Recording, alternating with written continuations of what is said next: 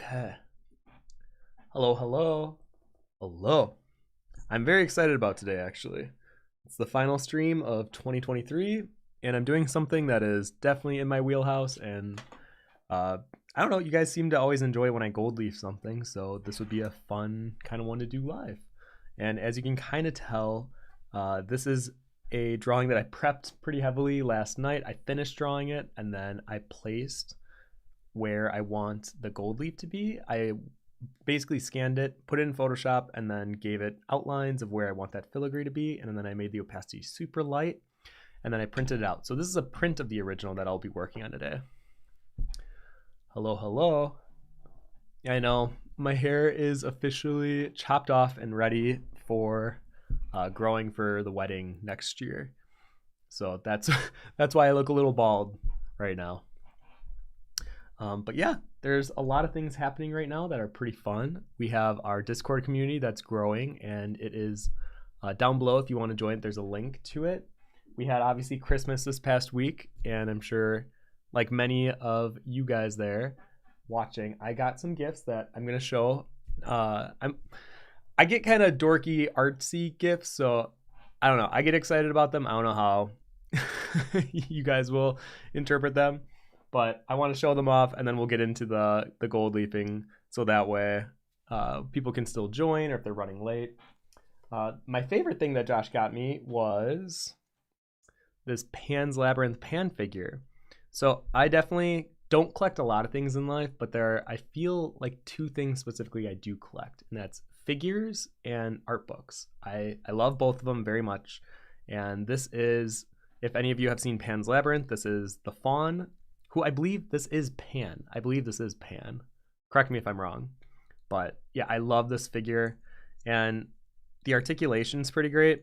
But then even like the little details, like this little chest that has the fairies in it actually does open.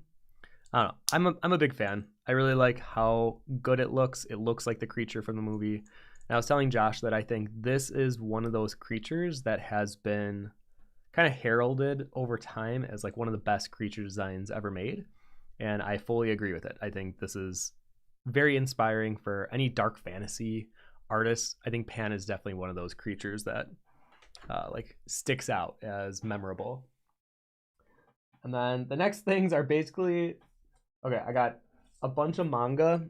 So I've been mentioning that Josh and I have been reading way more. I love the Witch Hat series, and they just added this like kitchen series that apparently they're now doing, where it's basically just these two cooking different recipes together. So of course I'm gonna read it. I love anything Witch Hat, so I gotta read that. This one looked interesting just because I like the style of it. It almost has like a Berserk kind of feel, but it doesn't seem as dark or graphic. I mean, it's still dark fantasy, but not as to the extent of Berserk, because that can definitely be a little intense. Now, mind you, with this one, I always feel like I have to explain, because I know the covers. I mean, I'm so sorry to whoever the artist is on these, but I think the covers are hideous. They are just not anything I would pick up. I'm definitely judging the book by its cover. But inside of the book, I think this is one of the best looking mangas I've ever read. And it's so funny because I would have never known that from just the cover. And it was Josh who picked it up, and he was the one that looked through it and was like, no, Tim, I think you should like check this one out. And I have to admit, I was very wrong. And not only was the art gorgeous, but I am a huge fan now of the story. And I can't even believe I'm saying it, but this has been probably my favorite manga of the year, next to The Summer Hikaru Died. Both of them excellent. So Josh got me the second one. I'm going to dive into this one. The cover, I guess, is a little better, but I don't know. I'm just not a fan of the colors. It's just, I don't know. It's not for me. But the inside, gold. I'll put those aside then. And then the thing that I've been kind of weirdly obsessed with in the last year, and I don't know why, are these sticker books. And I just love the collection of, I don't know, weird stickers put on a page together. I don't know why. I don't know if it's like a Pinterest board thing that I'm into, or if it's the inner collector that I was as a kid, who I definitely had sticker books, and I would just fill them with random stickers. And I love the collage. So Josh got me a few of them. We got this Imaginarium one. I got a bibliophilia one, which is all like books, and I really like they do different lettering. And Josh and I are going to record my favorite books of 2023 probably next week. So these, you'll definitely see more of these and like close-up shots within them. But if you watch my previous one, I love different typographies and the way people can interpret them in like an artsy way. I mean, these are pretty standard. Let me see if I can find one of the more like weird ones. I mean, I guess a little bit with that. I mean, this one's kind of fun too. Like this. I like when art is supposed to be interpreted as a letter. I've always found that fascinating. Like even the roots here. I really like that. So yeah, this was a good one. Let's see. Yeah, I like that G. But yeah, that one was great. And then because I'm working on this 5-foot underwater drawing, I mean, mind you, it's on pause right now, but this one I thought would be great just as a reference because it's all underwater kind of nautical items. And what's great about this, I'm one of those people who are really are big fans of references that have no backgrounds. So I just want the object floating in space, and this is what this gives me. So what I thought would be kind of cool is whenever I do pick up the Aquatica Nautica piece again, I could just open a random page without looking at it and then be like, okay, I gotta incorporate something from this page into the design that day. And there's so many good, like look at all this like coral and plant life underwater. I think having more diversity will help me in my drawing because otherwise it's gonna look like the same kind of set of coral, the same set of seaweed, the same kind of thing. Oh, Inkwell, hello, hello. Sorry, I gotta put the chat over here. Hello, Drea. Hi, Barbara. Are you heading off to the army? I know that was the joke with my family that I'm off to war. This is what we're going for. But in the winter, I feel like my scalp always gets kind of flaky just because it's so dry. And I think because my hair's so curly and dense, I don't know if my scalp doesn't shed right. I don't know. And like dandruff shampoo does not seem to be always the best. So I'm like, you know what? I'm getting married in June next year. I want a healthy scalp. So I looked in the mirror, just went for it one day.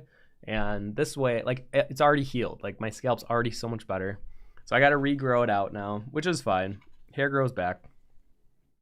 I'm definitely one of those people that like nothing is permanent. Everything is always changing kind of people. So like it doesn't bother me too much. Yes, the sticker books, aren't these amazing? Okay, I'm not the only one. I thought I was crazy because I'm like, who as like an adult buys sticker books? And what's weird is I'm probably not even going to take the stickers out. It's literally just like a reference book to look through. But yeah, I think this is excellent. And then the last one is like a witchy themed one. So I think this is a different author. I found out this is like super popular right now. So clearly I'm not the only one that likes them because they had a whole shelf dedicated to like adult sticker books. And these were pretty fun too. This is more like actual paintings or drawings. And like, look how like some of these stickers are huge. Like where am I gonna put this? I don't know. I'm a big fan. Big fan. So yeah, that is basically what I got for Christmas. I got some real books too, but I feel like those aren't as fun and flashy to show on a stream. My favorite one that Josh got me was The Courage to Be Disliked. I'll save that for a whole nother stream. That book is excellent. I really, really enjoy it. It's very hot takey. Like there's a lot of things that I don't even think I could say publicly within the book because it would set people off in such a negative direction. But I've been really enjoying it, and I think it's been helpful for me. Okay, well, hello everyone. Are we ready to start the gold leaf process? So before we begin, I just want to mention one more time, we have a Discord community that is growing. There's a link below. Starting in January, we're going to be doing weekly and monthly challenges. I think for the monthly challenge, I already have it set that I want to do themed potion bottles. So I'm going to challenge the community, come up with like a creative, unique potion bottle and then design it and post it into the Discord. I want to have the Discord be more than just me sharing what I'm doing. I want it to feel like we're doing something together, or we're growing, or we're challenging ourselves at a pace, and we can compare and contrast what other people are doing. And I think I can usually come up with fun themes or ideas, and I think this would be a good one to start off, just because everyone has a different interpretation of what would make a cool potion bottle or like an elixir or something that would be set in a fantasy world. And I would just love to see the results of that. So if any of this sounds interesting where you want to join other artists in doing challenges weekly and monthly, the weekly ones will be simpler. It'll be very much like, here's a reference of a hand. If you want to submit your hand by the end of the week, that is kind of what it'll be. Very much just like, here's a simple reference just for practice, because sometimes we don't always know what we should be drawing, and maybe this will give you a kind of a out for like, oh, okay, well, here's this week's challenge is to draw a hand or to draw hair, whatever it is. So I'm going to join this challenge because maybe it's something I wouldn't normally pick for myself, but it will be beneficial down the line. Anyways, I'm jabbing too much. Let's go ahead and get into it. So this is my final drawing of 2023. This was requested by actually Dustin, who was in the chat, Inkwell Illustrations. You should definitely check him out online. If not his Instagram, you should check out his YouTube. He will be a famous YouTuber next year. Mark my words. His videos are already doing incredibly well for someone that just started out. So if Josh, if you're listening, if you could link Dustin's YouTube in the chat, that would be great.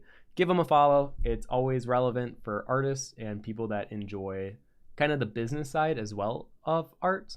So definitely give him a follow. But anyways, I decided, you know what, I'm going to finish this drawing because I noticed a lot of people were reacting well to this one. I even got a few DMs outside of just Dustin to finish this one. So I went ahead and I had fun with it. I definitely made the potion bottle more elaborate, more crazy.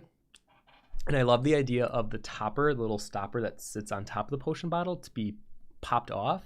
And for the top, rather than being like a normal top of a bottle or like a cork, I wanted there to be like an embedded crystal sitting on the top of it that, you know, keeps it shut. And I don't know, for some reason I had her holding it before with like her two fingers. I'm like, you know what? I'm done with realism. Let's just have it floating, like it just popped off and it's just kind of floating there. So that's why this looks a little strange. But I definitely enjoy dabbling more with surrealism, but rendered in a slightly realistic way. I guess that's kind of the style I normally go for. But what are we doing today? Sorry, we are working on gold leafing this. What are the tools we're going to be working with? So I'm going to be using, let's see where my glue is. I use a metal leaf adhesive. And, oh, is there a delay? Oh, it's a small delay. That's okay. Oh, weird. Like a 2-second delay. Anyways, I'm going to be working with this metal leaf adhesive. It's a pretty standard glue. There's nothing crazy special about it. But I'm going to be adding 2 drops of this liquid watercolor, and it's like a magenta color. And when you mix the two together, obviously you can see where you're applying the glue. For like 3 years when I was doing gold leafing, I was just blind guessing where I think the glue was laid down. And then out of the blue, I had this idea of, oh, what if I tint the glue? And ever since then, that's been like the biggest game changer for me. I'll be working with standard gold leaf, nothing special. This is just hobby gold leaf. This is not real gold leaf. I should mention that, but the link is below in the description if you want to get your own. It is really cheap if you're not doing real gold. This is very much like a, I don't know, $6 a pack. It's really not that expensive. And then I'll be working with these small little brushes. So what are we doing? Basically, I was gonna just do a big chunk of the background in this gold leaf, but then last night I had this idea of, oh, why don't I do like a filigree pattern and have that be the backdrop? Because I'm making a reel on Instagram, and I'm doing the thing where like you put the plate down, you do like a circle around it, and then when you lift the plate up, it reveals the final product. I'm hoping to record that tonight. So hopefully later tonight on Instagram, you can actually see the finished result of the reel. But anyways, I thought it would be cool, rather than just doing a standard gold leaf reveal like I normally do, what if I did like a filigree one? So last night I scanned the drawing, put it into Photoshop, and then really lightly I drew this filigree pattern in the backdrop, and then I put it in, or I should say because I always have to transfer things to the printer downstairs, but essentially I made the opacity like, I want to say 4%, 5%. So it's just visible for us, and I'm glad that you can see it on the stream too. And basically all I'm going to be doing is covering those lines with the glue and just making sure I get everywhere, letting it dry, and then we're going to pour the gold leaf on and then brush away. And that's going to be the process for today's gold leaf video. So if you have any comments or questions along the way, feel free to ask. I'll do my best to answer it. I know I am definitely one to go on tangents and rants, so bear with me today as we do this. All right, and I'm gonna use my leftover Christmas plate as my glue holder. Hello, Elena. Hello, hello.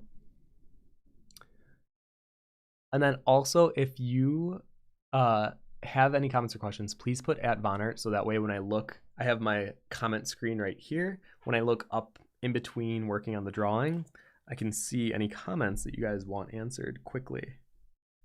Okay, I'm gonna use a fair amount of glue. Ooh.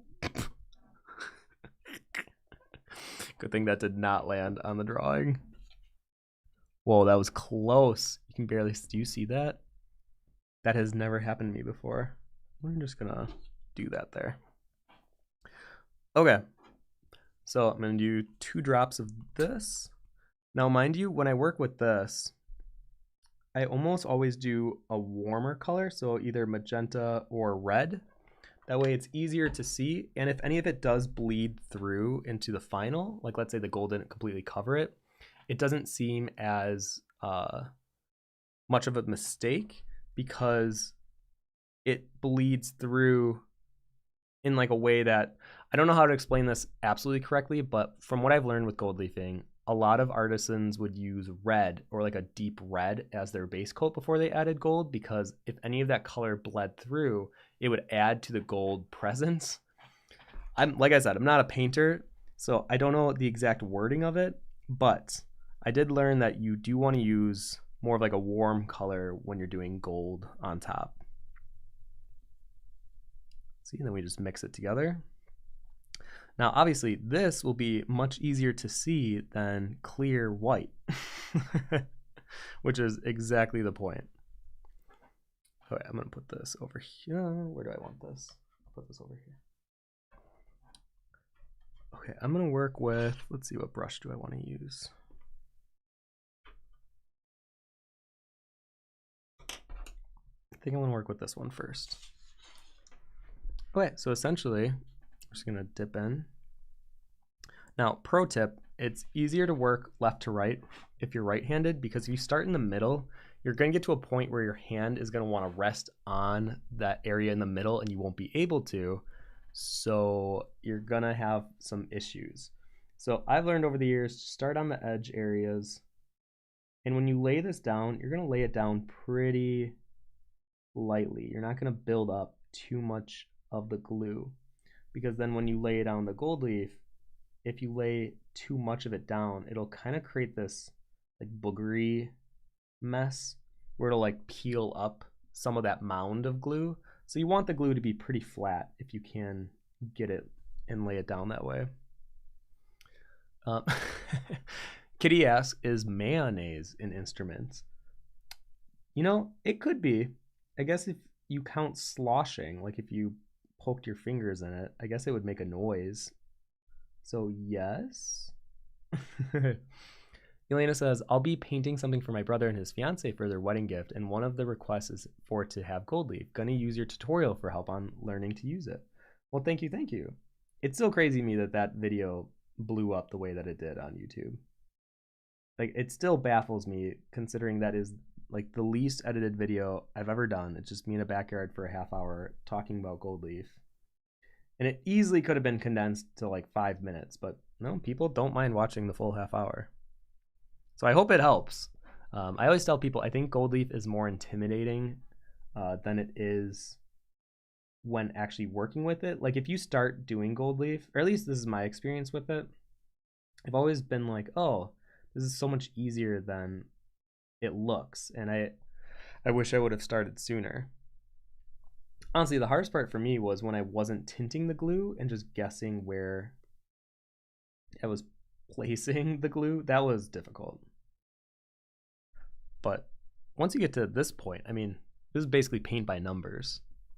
I don't want to sell myself short, but let's be honest here. This isn't really that difficult. You've got to have somewhat of a precise hand when placing it. But I feel like if you're doing art already, you probably have a precise hand anyways. So Just take it slow. I know for me, the only thing that will ever ruin a gold leaf drawing like this is trying to rush it, because that's where mistakes can get made.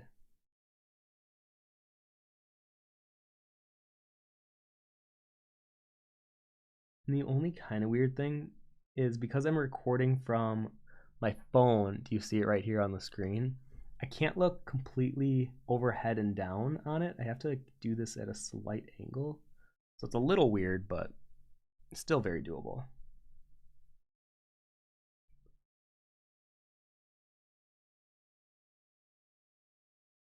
And something else that, I mean, I know Josh and I are set to record this book video next week, but I think I also want to do one on movies. I try to watch a new movie almost every day.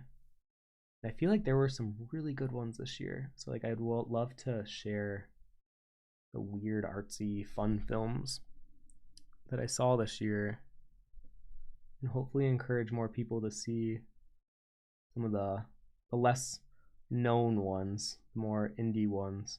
I mean, mind you, there's a lot of garbage indie movies out there too, so you got to kind of be careful when you pick a, a weird looking film. But if any of you saw the new Miyazaki film, The Boy and the Heron, I thought it was excellent. I really, really enjoyed it, but I also understand why people don't enjoy it, because it's very disjointed and it's confrontational in a way that I think it makes people feel uncomfortable because the narrative is so free and like interpretable, where I think a lot of, especially Western audiences, I think we tend to enjoy stories that kind of hold our hand or has more of like a direct plot or like a direct villain or a direct like premise where we understand the goal of the character or the hero, especially when it comes to fantasy movies. But this movie very much was like, nope, you get to interpret this however you want. We're going to show you a lot of beautiful images very quickly. We're not going to let you absorb what you're watching for too long because we got to move on to another kind of weird interpretable scene. And it just does that a lot throughout this film. But I thought it was excellent. I think literally it could be my favorite Miyazaki film next to Spirited Away. I just thought it was very, very good. Oh yeah, Josh, thank you. Don't forget to take photos with my phone as I go. So Josh gave me his phone because I want to take photos along the way for my Patreon backers.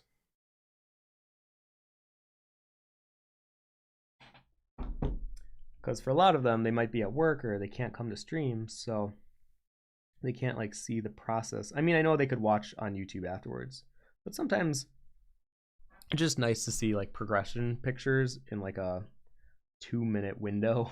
Like it's easy to just open Patreon, check out all the photos, you kind of grasp what's happening without having to watch the entire stream's worth.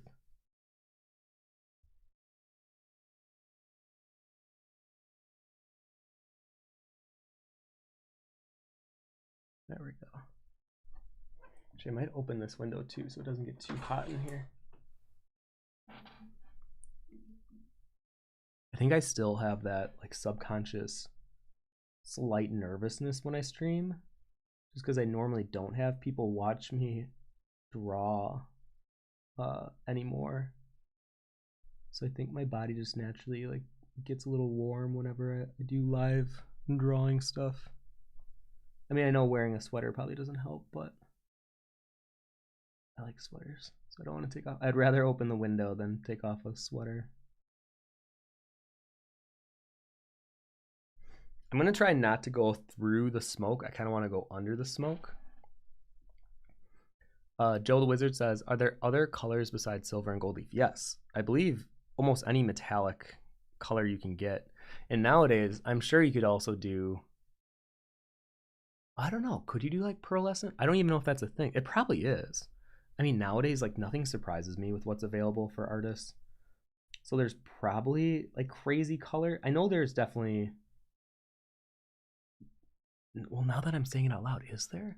I think there's red tinted metal leaf, but I'm trying to remember if I've ever seen like a fluorescent or pearlescent leaf, because that would be really fun to work with.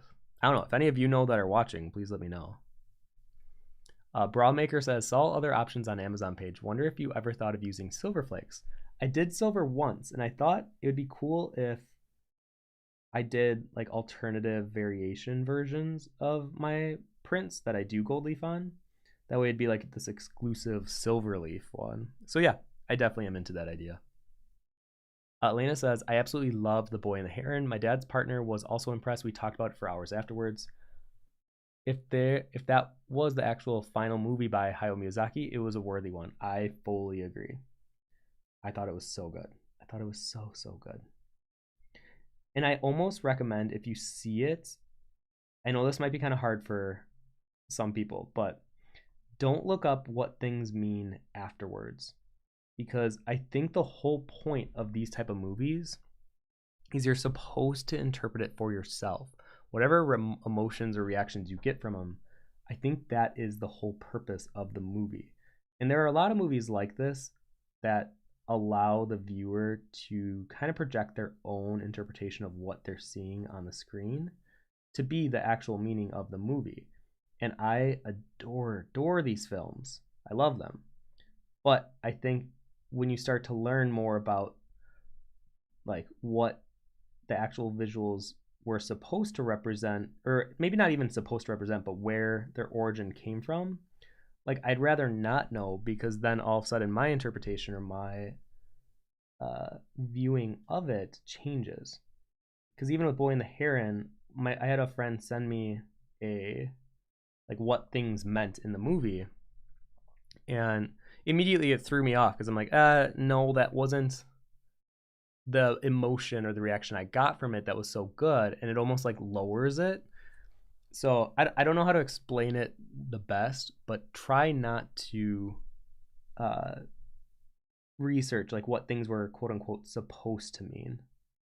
Because if you saw it and it was supposed to represent like the afterlife or time travel or making peace with someone who has died, like whatever your interpretation is, I think that's beautiful, and that's the interpretation that should stick. It shouldn't be then swayed by other people's opinions of what something was supposed to quote unquote mean.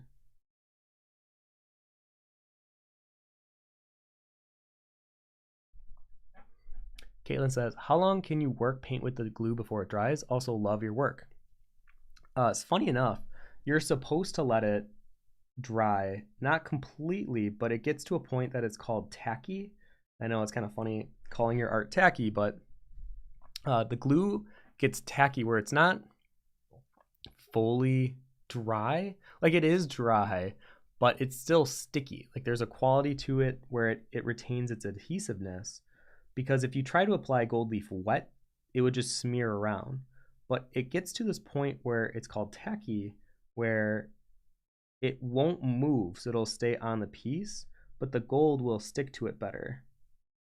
Oop, and then that I'm gonna have to lift. So see how, I mean, it's kind of hard to tell on the screen here, but there's a little part that went over on the hair that I don't want. I'm gonna take a razor blade and literally lift that once I finish painting.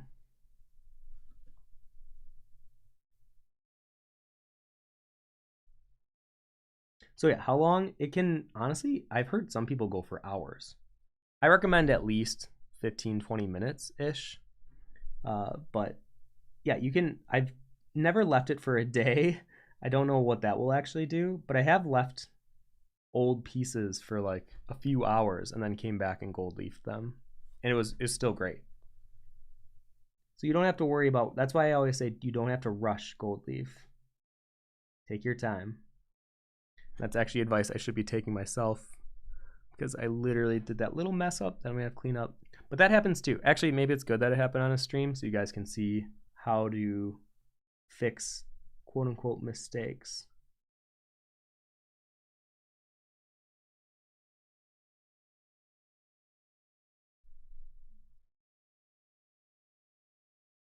There we go. Definitely want to make sure the areas around the face are very easy to read, because that's where a lot of the focus will be on. Let's see here. Elena says, I went into The Boy and Heron not knowing a single thing about it, and then have not looked up anything afterwards. For me, I just want it to stay what it meant to me when I watched it. Yes. It was funny because I avoid trailers now for movies that I actually want to see. Like I didn't see like I watched like the first bit of the Saltburn trailer and then I was like, yep, this is for sure something I want to see. So then I never finished the trailer. Same with Poor Things. I want to see that really bad. But I also avoid the trailers like the plague. And for Boy and the Heron, I definitely did not want to see any trailer. So I had no idea what to expect going into this one. And I have to admit, the trailer didn't spoil too much, but it does spoil enough visually where you'll be like waiting in the theater for those moments to happen. So I'm actually glad I never even saw like a teaser trailer or anything, because I think I would have been sitting there then waiting for those specific visuals to appear on screen. But I agree with you. I want that movie. Me and Josh are probably going to go see it one more time while it's still in theaters. But I thought it was just so good.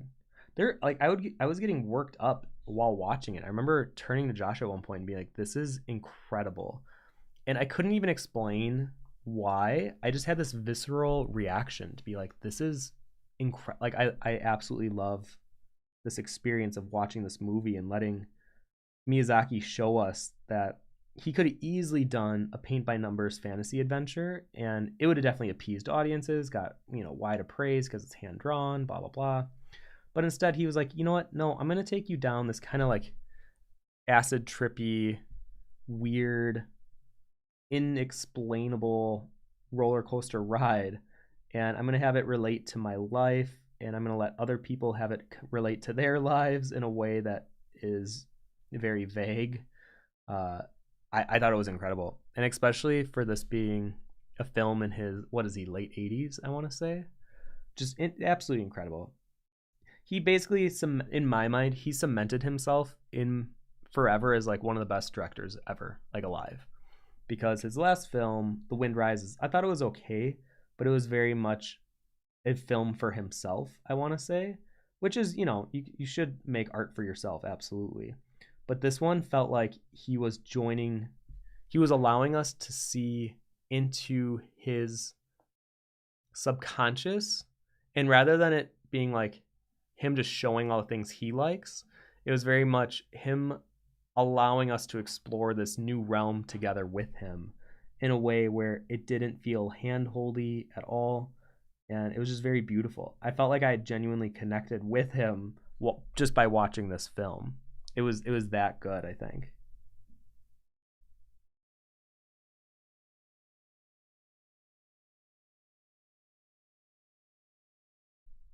Do a little curve here.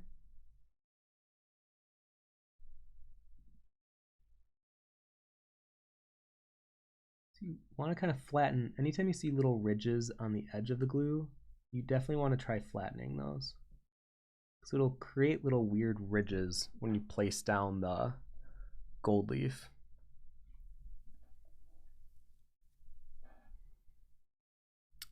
Yeah, Josh said it best. I remember the trailer for Minari literally spoiled the entire end of the movie, and I was so mad about it. Yeah, I definitely agree.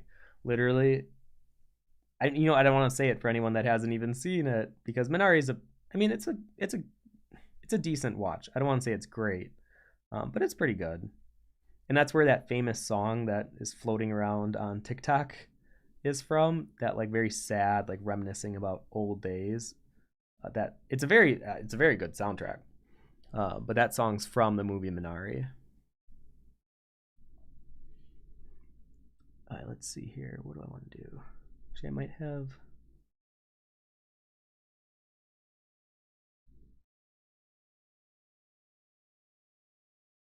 Even though this wasn't a part of my original plan, I like the idea of the gold going behind the bottle topper there.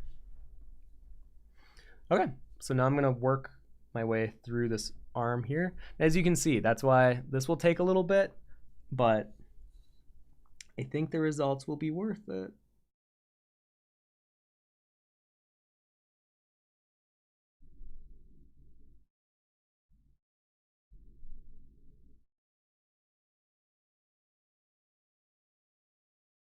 There we go.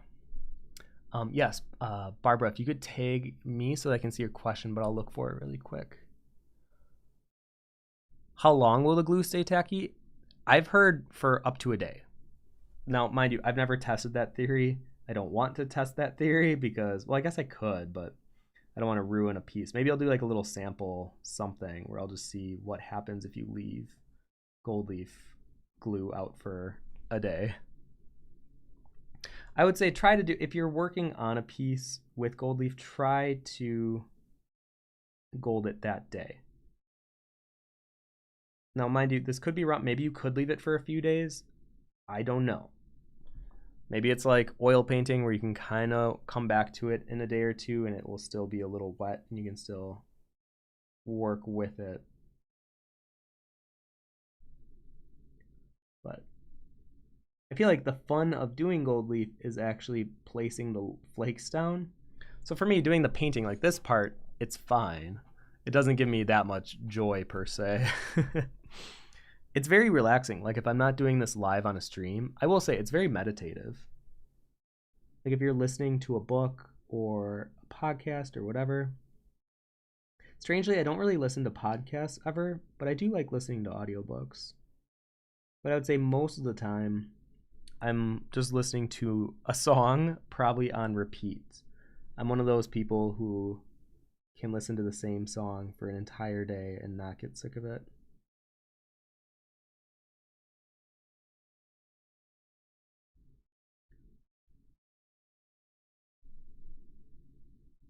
So see how it's a little thicker here, so I want to flatten that out.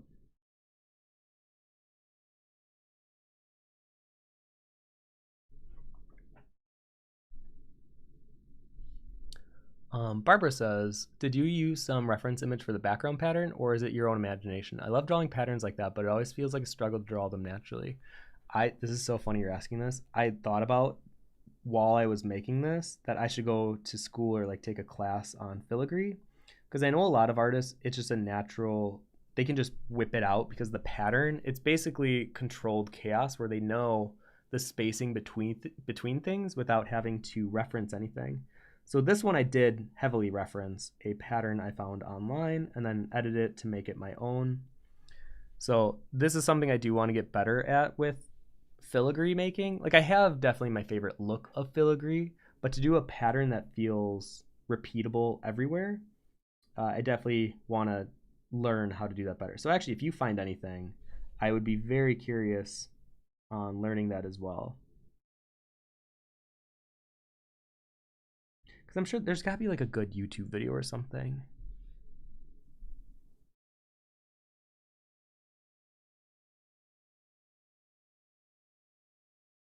These smaller areas. You'll probably notice I tend to hold my breath when I'm doing small details. That's because I want to make sure I don't mess up.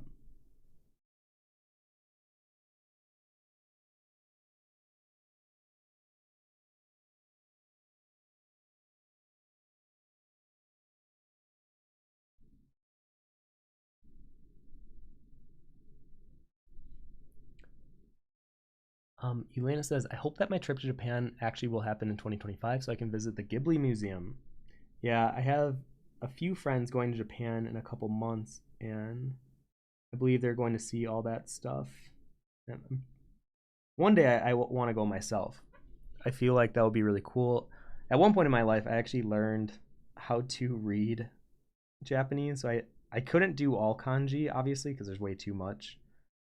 But I did learn all of the hiragana, katakana, and then more of the prominent kanji symbols because I thought for sure I was going to visit Japan, and that dream kind of died because the boy that I was in love with at the time kind of dropped me, and it was a pretty sad time in my life.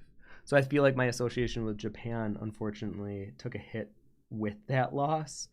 But then when I met Josh, obviously things have been going lovely, and he made note to me that he would want to go visit Japan. So I feel like my associations now have been rebuilding. So I want to go back now with him, and then go. I definitely want to go to the deer park. I believe it's Nara or Naga, one of the two. That sounds really interesting to me.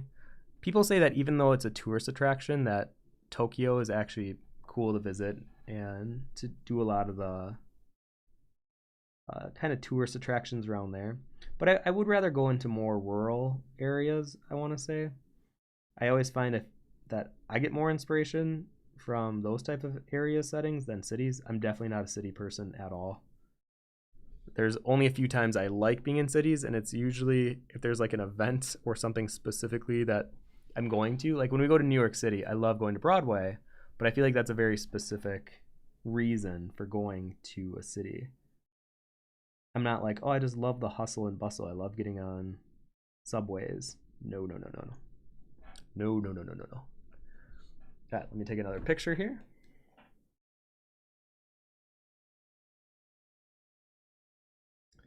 Okay, now we're gonna work on this bottom left area, and then after that, we're gonna do this side, and then we're gonna do the gold leaf.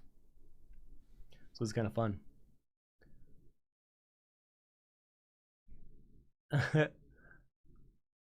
Elena says, when I showed the monogram I did to my friends, they asked me, oh, I didn't know you did lettering / filigree, and I just answered that technically no, just good at composing from reference. Exactly. Like I know it's an actual skill set that you can learn. So like that's something I am curious and interested in. I know that for the next 4 months of my life, it's going to be pretty, I want to say pretty crazy. Not only are Josh and I planning for our wedding, but I have my really big art book that is going on Kickstarter next year. And for the longest time, I was telling people it'll be in the spring, but now I'm thinking I might have to move it to the summer because we get married on June 1st. So I assume my May is going to be kind of crazy. And I don't know if I want to be promoting a Kickstarter while like figuring out the table centers on our wedding floor. So I think I might start telling people it's actually going to be July of next year that we'll have the art book Kickstarter.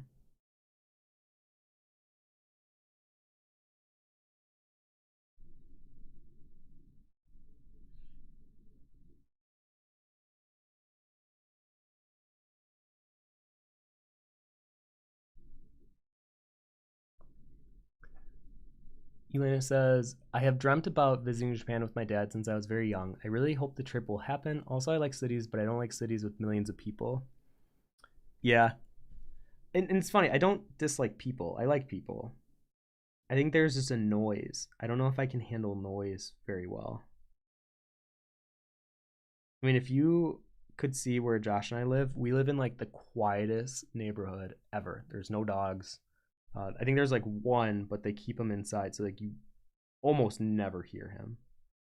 Um, and then it's an older home neighborhood, so most of our neighbors are like older, which is great because then there's like very rarely any noise from them. Like they're not throwing kegers on a weekend.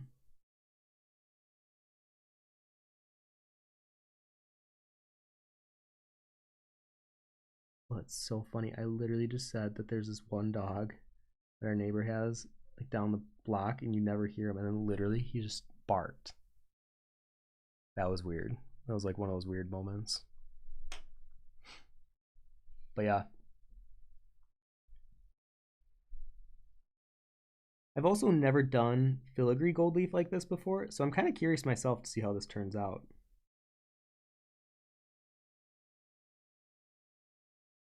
Do you guys hear that? He's definitely barking. That's so weird.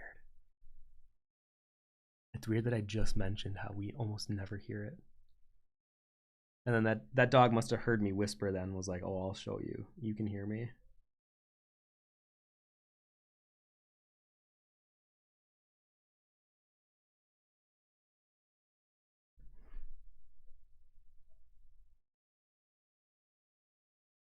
I also feel like when you get to this stage of gold leaf, sometimes you want to rush it and like move it a little faster.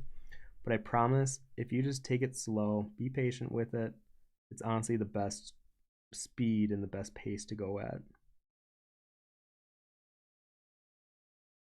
Because at the end, when you finally put the gold leaf, it's such a not only a relief moment, but I feel like it's a moment of all that hard work and that patience paid off.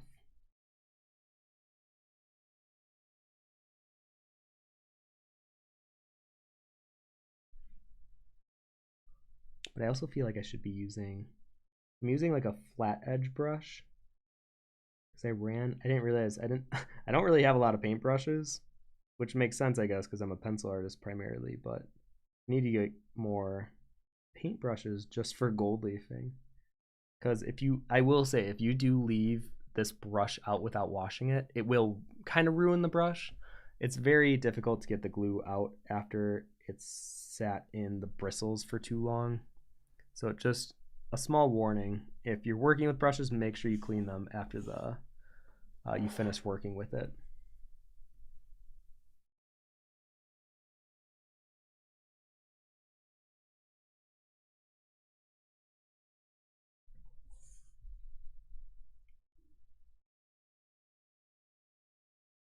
But yeah, how are you guys all doing? I feel like I always talk so much, I forget to ask you guys how your lives are going. I know I'm definitely going into 2024 with quite a game plan. It's very much focused on making all of our wedding things I need to make because I'm making our outfits. I'm making a lot of like the artsy stuff, so like backdrops, centerpieces, the invites, things of that nature. So I'm kind of splitting my time into wedding prep, and then the other half is into this art book. I will say I'm very excited about this art book though, because it contains basically 11 years of my work, and it's about 400 pages deep. It like literally ended at 400 pages, so I'm pretty excited to actually have a physical copy.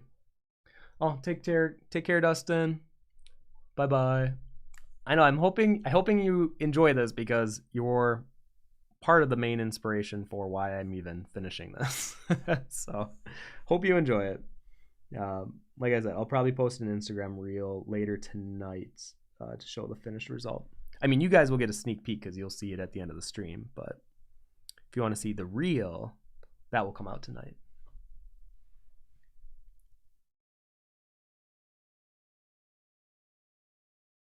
Carry that around there. Oh, I should also mention, I totally forgot. Me and Josh got the Meta 3 VR headsets, and we almost only play the Walkabout mini golf game, which I think is the best VR game ever made. But I want to say on actual Christmas, he found this other game that's like a puzzle making game. And you would think that sounds kind of lame to do a puzzle in 3 VR, but they're like 3D puzzles. Kind of, do you guys remember the 3D puzzles back in the day that were like of buildings? I know my parents had one of one of the Washington, I think it was the Capitol building actually. And it is, there's like these little foam pieces that you connect and it creates a 3D model of whatever building you're trying to capture. And that's kind of like what this VR game is, but to another level. It's hard to explain without actually showing you, but it's amazing. Well, thank you, the Captured Spy, for subscribing. Welcome, welcome. I know I've been so light on my YouTube stuff. I've been, like I said, crazy focused on this art book. And then Drawtober really took basically any time in life that I had away from me because I built this shadow box reveal haunted house, and each room, each interior could be lifted off from the outside and you could see the inside. But that took a lot of time and effort because I don't do interior, exterior drawings often. So that was just a lot of like learning as I went, figuring out scale, perspective. But I think it turned out pretty well. I'm very proud of it. But yeah, that took up all my September, October basically. And then November I was just recuperating. So I'm gonna go into next year definitely more aware of my time and energy and how to spend it.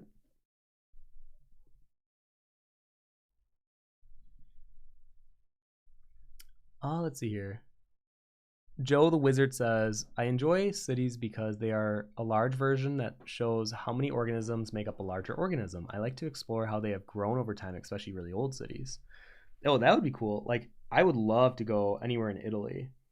I know it's kind of a cliche American thing to want to go to Italy, but I don't care.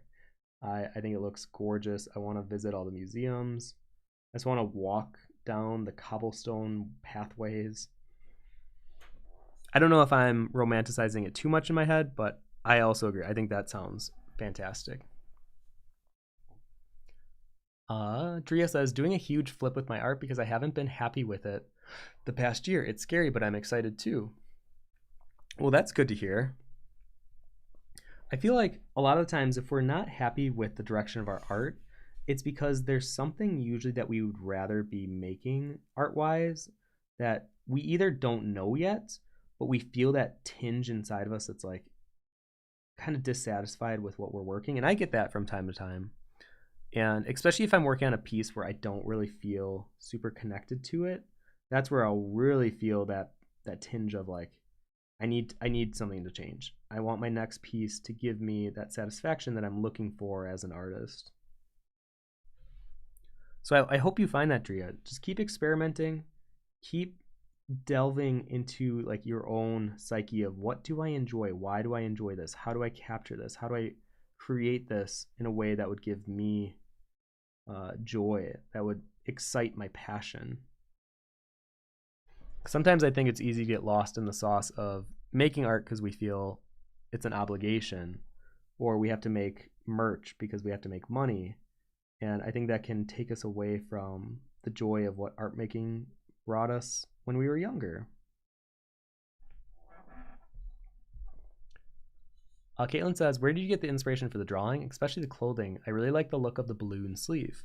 I really like, okay, in high school, I thought I was going to be a fashion designer, if not like a video game designer. So I really like surreal avant-garde fashion to begin with. So whenever I draw clothes, I think I just naturally lean that direction. So that's kind of why her clothes are kind of illogical, but also feel like it could work. Like you understand where the sleeves and what it's supposed to be without it feeling like it's a practical, objective piece of clothing. So I tend to do that whenever I draw clothes. I definitely play with surreal elements where I'm mostly looking for contrast in how shapes play next to each other, more so than I'm thinking, how would this fabric actually bend in this, in real life? I genuinely don't care about realism at certain points in my drawing. Like I will for when I'm drawing faces, but even the way I draw skin and stuff, it still has like a surreal lighting to it because it's not lit realistically.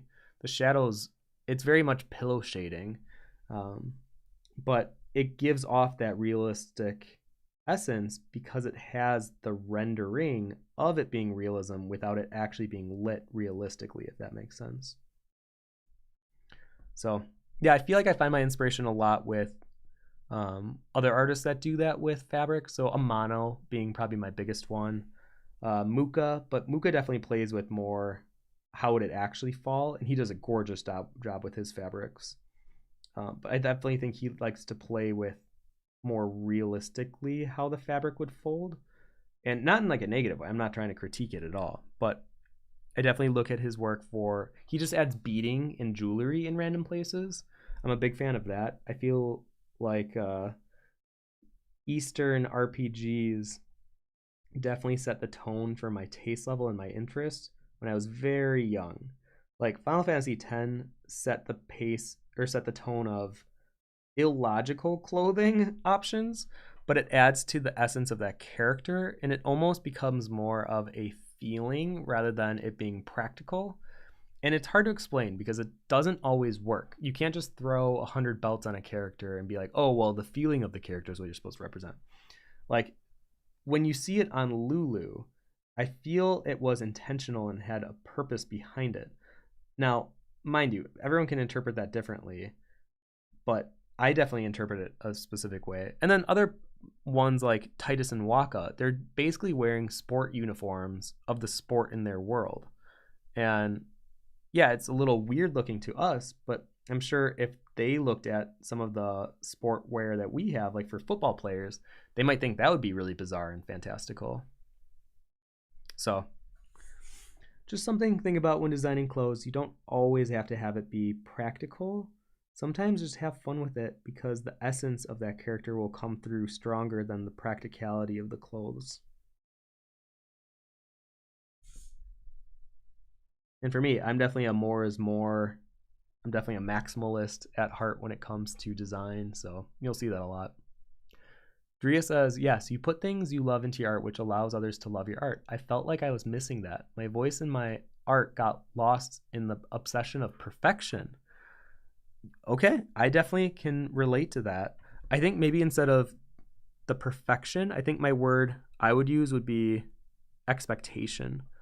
I think sometimes when you garner, a following of some kind on social media, I feel like you put this pressure on yourself that everything you do has to be of a certain quality, of a certain standard. And it's a good pressure to have because then it makes you really take the time with your work, but it can be a bad one because then you're judging everything you're doing to that standard, to that, is this hitting the level that people expect me to hit? So then you can get in the trap of making art for what other people expect rather than for what you want. And I'm not going to reveal it today, but literally I was up till about 4 a.m. last night working on the cover. I was doing sketches and thumbnails for my art book cover because it was a very daunting task for me to think about. Like, what do I put on the cover of an 11-year art book that's supposed to encompass my art in a way that people would want to buy? And then as I was working, oh, well, thank you, Zachary. Or wait, it's got cut off by the screen here. Yep, Zachary Gilbertson for subscribing. But then at some point, it was probably around 1:30, I realized, wait, I'm making this book for myself. Oh, well, thank you guys. Thank you, Squinton Carbusier? Oh, God, I totally butchered that. I kept reading it as Car Bruiser, but I'm like, no, that's not right. But thank you for subscribing. But yeah, at that 1:30 mark, I think it turned into, Tim, what does this book mean to you? And it has been such a liberating feeling, giving yourself the freedom to actually draw what you want and what you enjoy. So the book cover is no longer going to be like appeasing what I think people want. It's a very personal piece that I think represents the last 11 years of my life, and to really showcase it in a way that I think people will be able to understand, but it also feels deeply personal.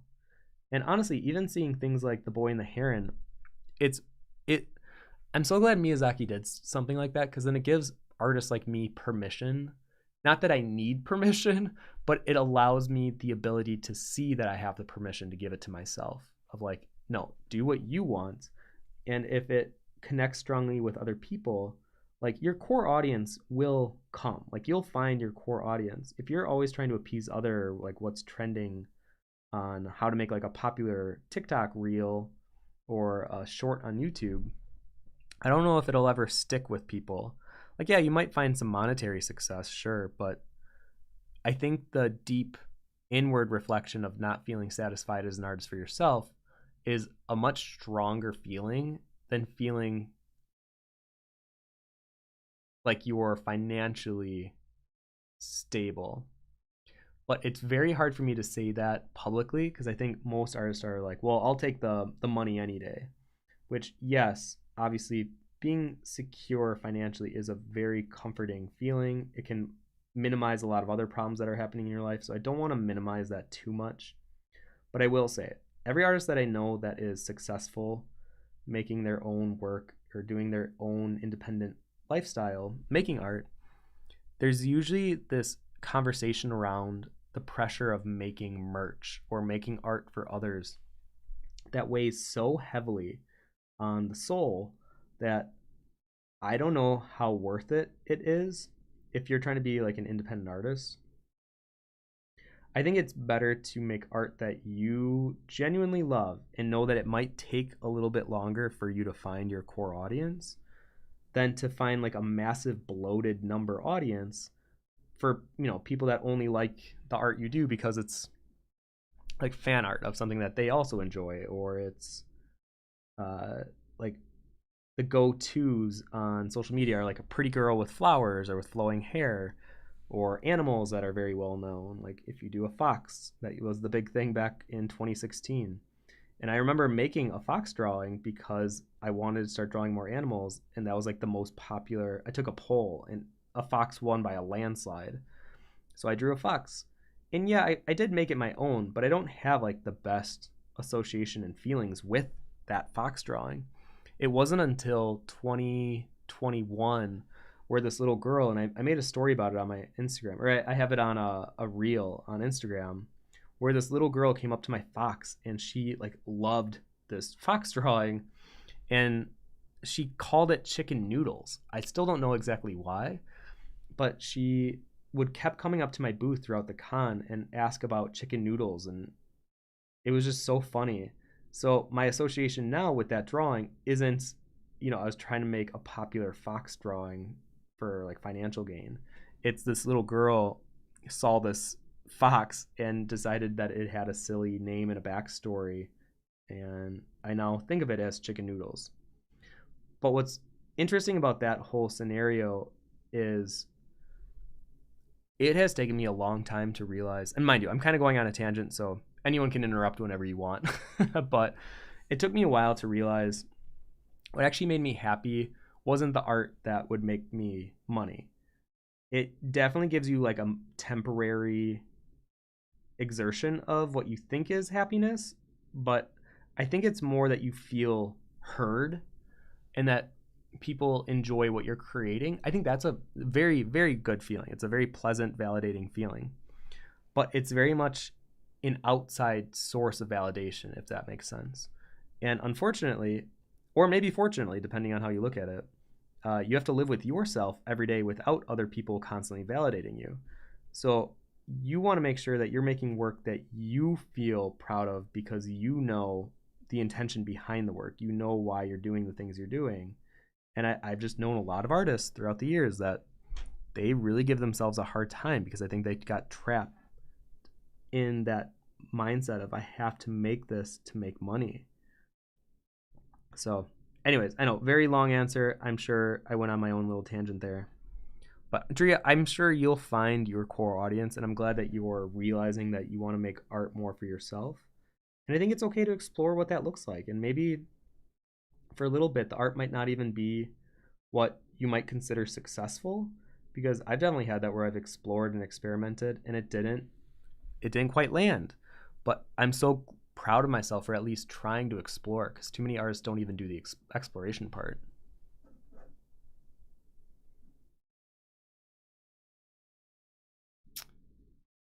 Drea says, yes, pure good with words. That's what or you're good with words. That's what I meant. Oh, thank you.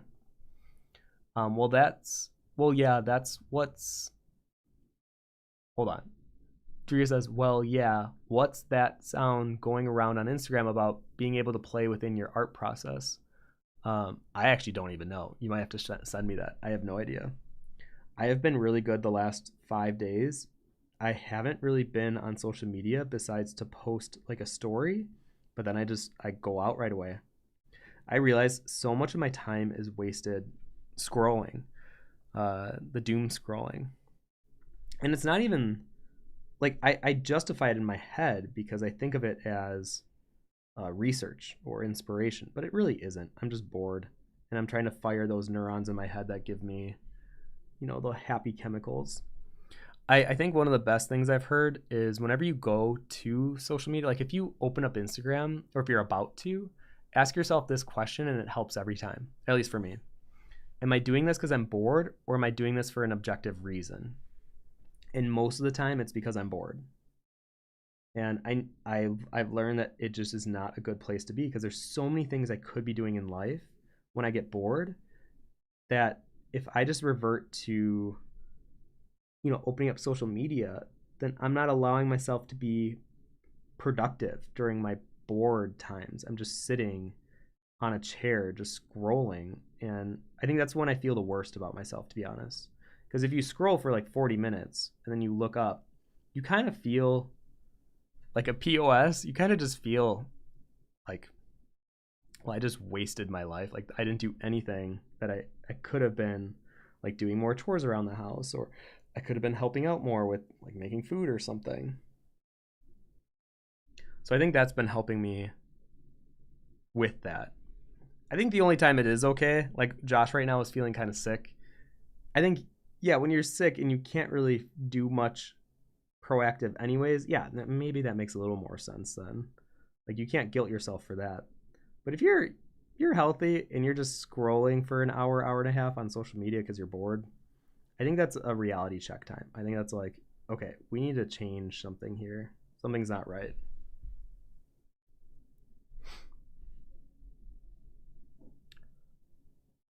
Barbara says, sometimes you need some kind of validation or permission that your art is good to continue. I had honestly the same feeling when I discovered your art.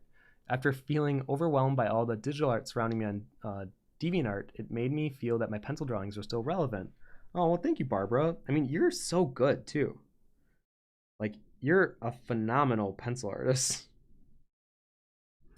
Yeah, I'm hoping we can keep the traditional medium alive. Honestly, though, with AI taking over a lot, and I think people questioning digital artists now more than ever, a lot of my friends are constantly being questioned whether their art is AI at cons.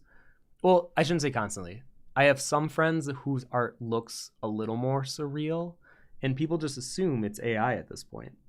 And for us being traditional, I think we have the weird advantage of people don't assume it's AI because they can, especially if you have originals on your booth, they can see that these are hand-drawn creations. And when AI first came out, I think I was more nervous about like losing my job and everything's, no one's going to appreciate traditional art anymore and nothing I do is original. And I definitely had like a week of freaking out. But it was my good friend, Barbara Webb, who is another artist I think you should all check out. She's phenomenal. She was the one that recommended, or not even recommend, she was the one that kind of talked me out of it and made me realize that as long as there are millennials still alive, like we appreciate handmade crafted things. We like the humanness behind things.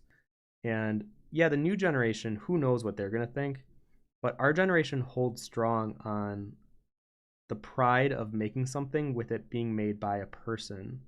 And I think that gave me a lot of hope. Now, not all of us. Obviously, some millennials are like adopting AI like crazy. But honestly, the core audience that I think I have, at least with my fan base, I think they've been more appreciative of my work since AI because I'm sticking with doing traditional. So if that gives you any more hope too, Barbara, people are definitely appreciating hand-drawn stuff more than ever now. You might not see it on DA. I think DeviantArt lends itself to being more digital focused, but at least in the con circuit that I've been in, and even with like the little, or not even little, even the times that I post on Instagram, I still feel people responding to traditional. But more than it being a medium, I think it's the message behind the art and the care and passion that people can clearly see went into making it. Like the haunted house that I did for Drawtober, I think, yeah, people might have liked that it was a cute, ghost exploring a haunted house. But I think more than anything, they appreciated the time and energy that was clearly evident in the final result because you can see every hand-drawn room, every book, every stair. I think people appreciate that still. Lost my comment. Oh, there we go. Elena says, honestly, like a tiny piece of me is glad to finally have an advantage by doing traditional only. It's felt so overwhelmingly like a disadvantage, especially with social media. And whether it makes me cruel to say so, I'm glad to have the advantage right now by having stuck to traditional. I don't know if that's cruel necessarily. I think if you're like wishing poor luck on others, I think that's cruel. But the fact that you can acknowledge that you're in a position of advantage right now, I don't think that's cruel. I think you're pointing out what is honest right now, at least with the times, and it just happens to align with what you create. I try to see social media like a game, so I try to take all like emotions out of it. Also, I should note really quick, my glue has become too dry and kind of tacky to work with, so even pulling it up on the brush, it creates more of these awkward, you can see just a little more jagginess on the edges. So I'm going to go ahead and pour some new glue onto my plate here. There we go. Same thing.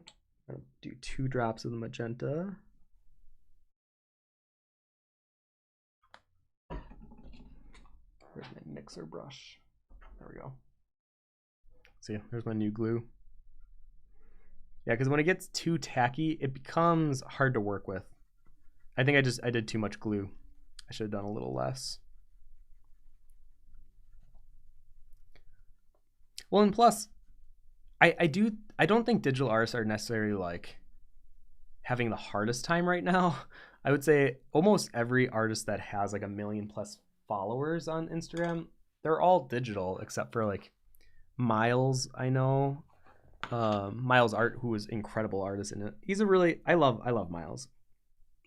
We message from time to time on Instagram. He's just a really good person, but he's the only one that I can think of off the top of my head that isn't digital, that has like a large following. Because if you look at the ones like Sam Does Art, Loish, Feefall, Ross Tran, they're all digital. So yeah, don't feel guilty if traditional's having like a spike in popularity.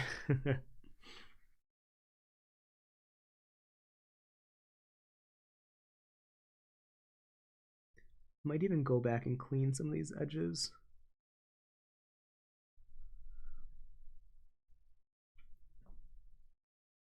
Oh, Josh, if you can hear me, could you grab Casper? He entered the room and he could definitely mess this whole thing up if he jumps up here.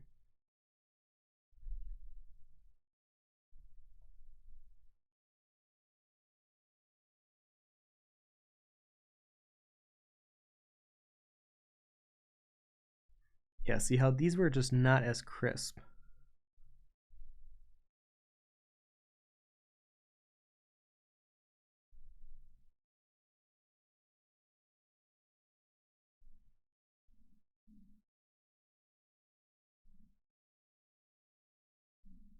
There we go.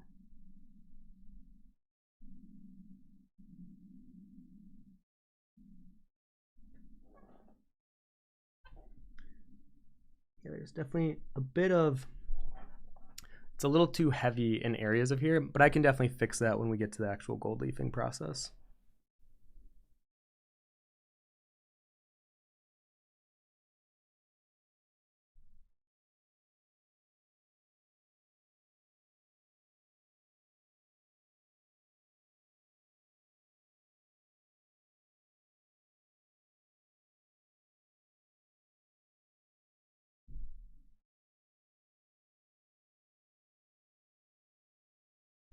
There we go. Yeah, I thinned it out.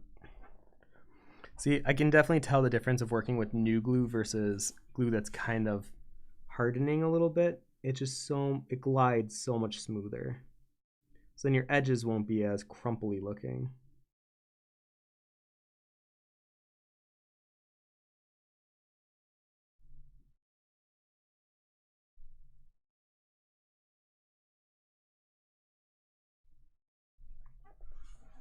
Woof. Okay, almost done with the left side here.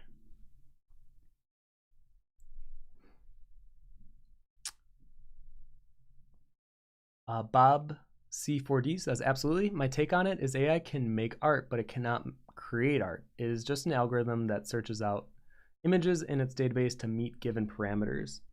Yeah, like I think it makes some beautiful images. Like there is some AI that I'm like, you know, even though this wasn't made by a person, it is inspiring as an, like me looking at it as an artist. There's interesting shapes and color contrast that it's working with here.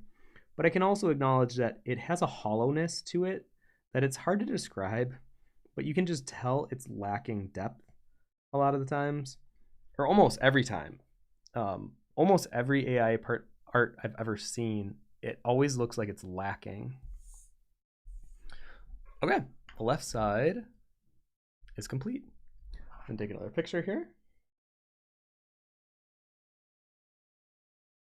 Now we gotta do this little sliver here, and then we can go ahead and gold leaf.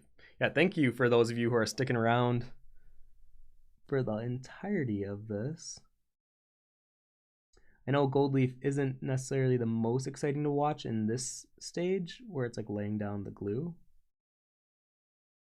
but it definitely has a good payoff in the end. Elena says, "Oh, absolutely not. I don't ever wish anyone to have a worse time or do not well with art they've made digitally or traditional, but it is still nice to finally see an advantage on my side." Absolutely. Drea says, "Does the magenta dry clear like a glue stick?" No, so it'll stay pink. So it's funny, when I post this stage of my art, some people think I'm like experimenting with pink as my accent color. They don't realize though that's just the glue drying. And it's not like those glue sticks growing up where they would lay on magenta or lay on it was like a violet purple color and then dry clear. Thankfully though, adding or tinting your glue won't affect the stickiness of the glue. Like it'll still hold onto the gold leaf just fine.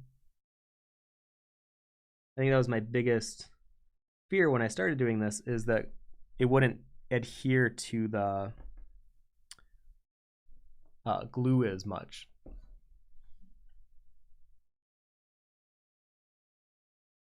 Something I also have to be careful about is you're probably going to see me turn this a little bit more because I do not want to I don't want to land my hand in the glue at all from this point forward, because if I put my hand here, if I accidentally set it on one of the white area or the giant white area that's around the drawing, it's very hard to remove that. So I'm going to be like extra careful moving forward here. You know what? I might even work this way up because I think that would be easier. Joe the Wizard says, AI helped me realize how much I value the meditative and textural process of making traditional art. Also, are you a fan of Harry Clark's art? I'll answer the second one first. I love Harry Clark. I would say top 5 favorite artists ever. It's crazy to me that more people don't know about him, because in my mind, I think his work is fantastic, but I can also acknowledge it is more on the weird side, but I think his line work and the way that he is just so imaginative with his compositions. Oh, I think he's incredible. Oh, nope, nope, nope, nope, nope, nope, nope, Casper. No, no, no. Nope, nope, nope, nope, nope, nope, nope. Nope, nope, nope. All right, Josh, if you can definitely hear me, you might have to grab him. There is no way I could gold leaf with him in here. And what was the first part? Oh, yes, the process. That has been the most beautiful thing about AI, is it helped me realize I just enjoy drawing. I enjoy the process of making art. So yes, even though I could create beautiful images, I guess, with AI, it wouldn't fulfill the technique or the process of making art that I have learned I covet so much. And that is something that has kind of reinvigorated and like relit my passion for art. It's because I realized why it's important to me. It's not just for the end results. And I think especially in 2021, I was going through like a harder time. I could tell I was focused more on the results more than the process. And it wasn't until last year at some point that I realized I was way too focused on the results and not the process. And then when I switched that to focus more on, the actual act of making art, not only did my mood about it get better, but I feel like my art itself once again got better.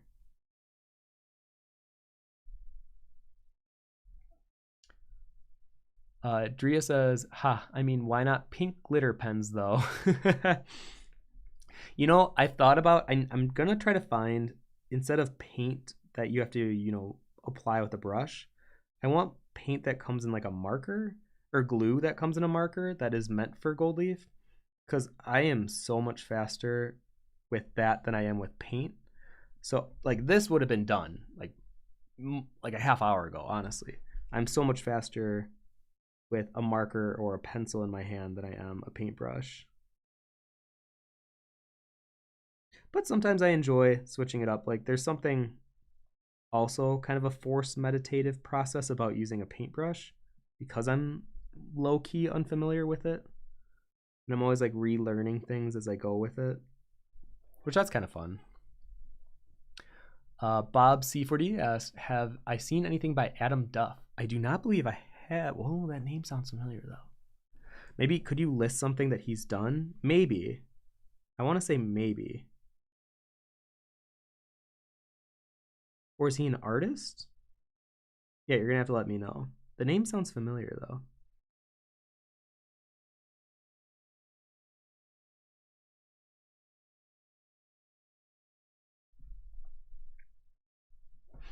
Actually, I should get all these in between the hair spots first.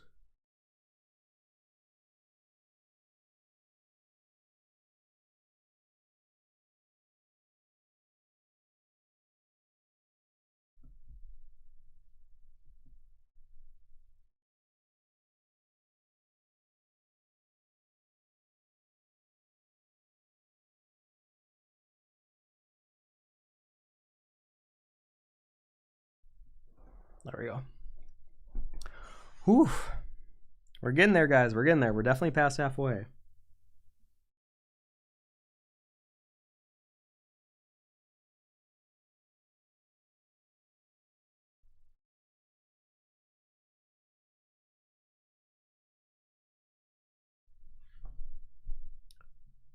He is a digital artist. I I feel like that name sounds familiar, but I don't know if I have seen his work. Maybe I have, and I just don't remember what it looks like. I guess here, you know what? I guess I can Google it really quick. Adam. Oop.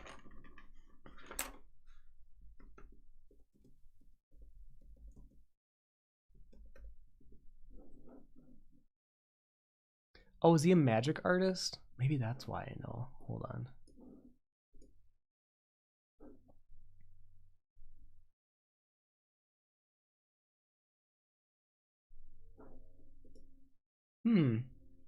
Maybe I haven't seen his art.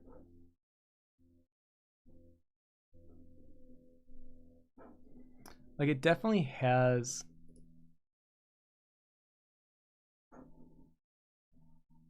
a very like Magic the Gathering, but in like a dark horror sense. Yeah, like some of the textures he uses.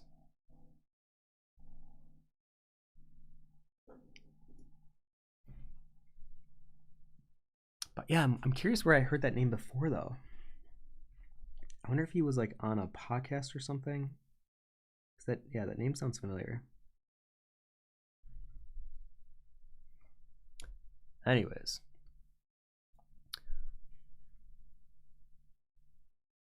focus on getting this down.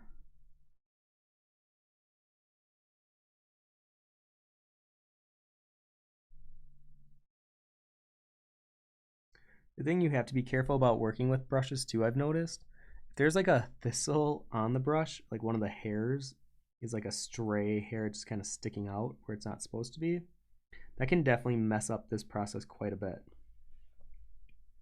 And I can tell I have one stray hair on this brush. It keeps creating this little, it like makes it a bit larger than I want it to, or a bit wider. So I have to like compensate while working with it. But I'm going to a craft store after the stream, so I'll probably get a couple new brushes.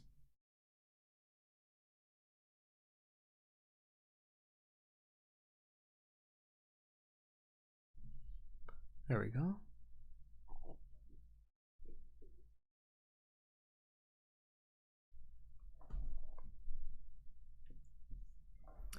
Yeah, I feel like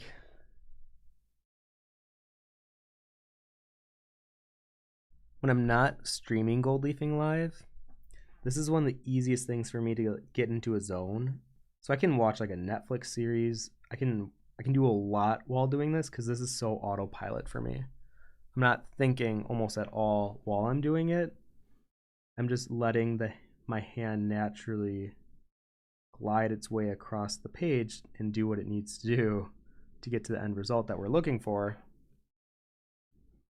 Whereas when I'm doing like concepting or thumbnailing, or like last night when I was making cover designs for my book, that takes a lot more mental work.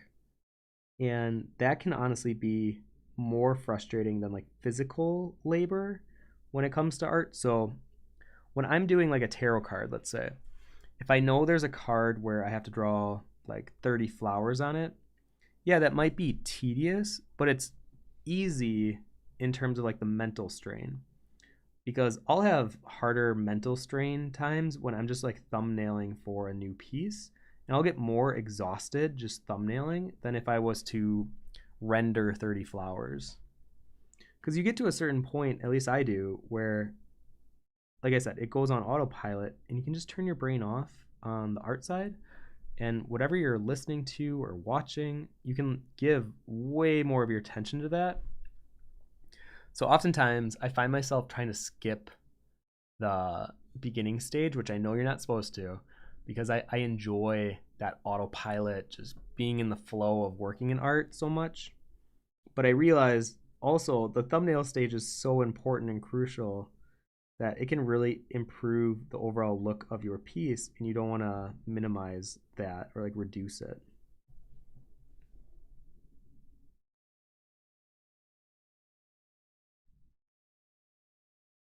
I get so nervous because I have a black cat named Casper. He keeps entering the room, and if he jumps up here, if his paw lands on this, that would be quite the problem.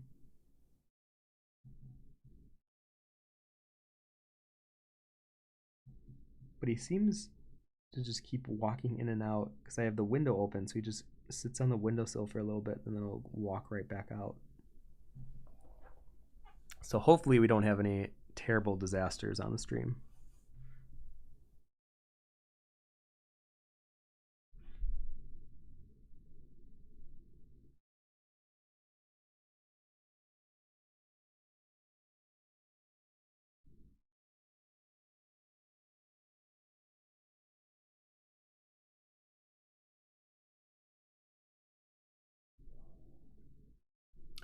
What is my favorite craft store? I would say Michael's, but unfortunately, I tend to have to go to Hobby Lobby because they have a specific gold pen that I use. So I end up going there and grabbing craft stuff, even though I know, like, ethically, I don't really believe in what they believe. But it's not terrible. Like, if I have extra time on my hands, I'll always go to Michael's. But if I'm in a pinch, I do admit I'll go to Hobby Lobby. We don't have a lot of other craft stores, honestly, in Wisconsin where I'm from.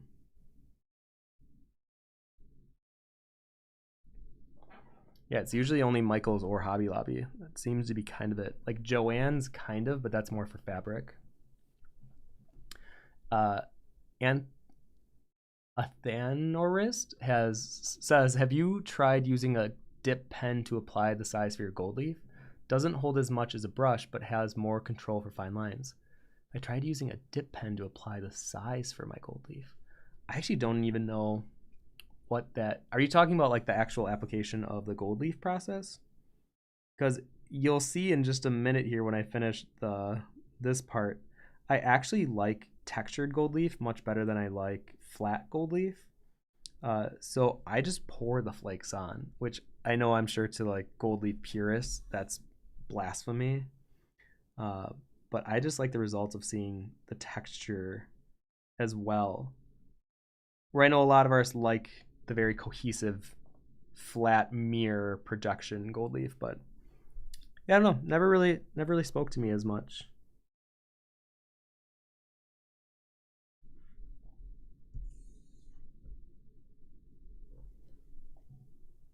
If anything, though, I would love to find a marker that would be like a glue marker that does the same thing as this. Because I could, like I mentioned earlier, I could go much faster. So if that's a thing, that I would be more into checking out.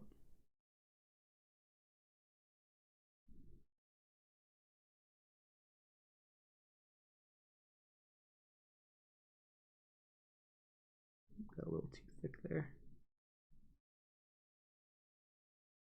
So if you ever notice you get a bit too thick, just pick up some of that area where the glue's sitting and just apply it somewhere else. And then basically go back and then pick it up again. And sometimes I have to rub the brush. I just like wipe it off with my hands to give me more of a clean starting point again.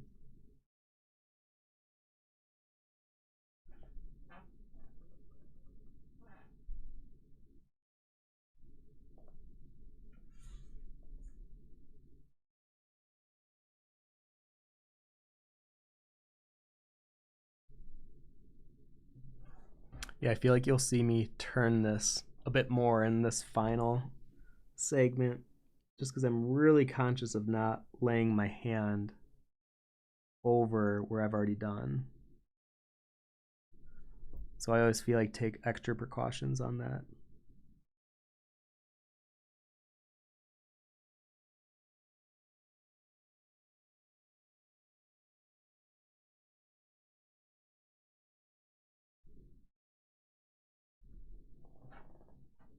Oof. Yeah, I would say we're like 75% there now.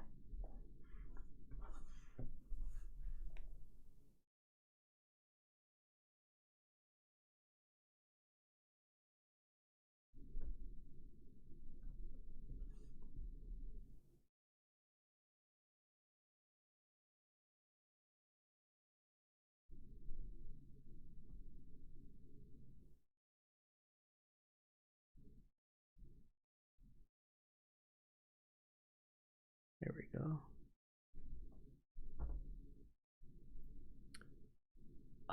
Says talking about applying the glue with a nib from a dip pen versus using a brush, like a calligraphy pen.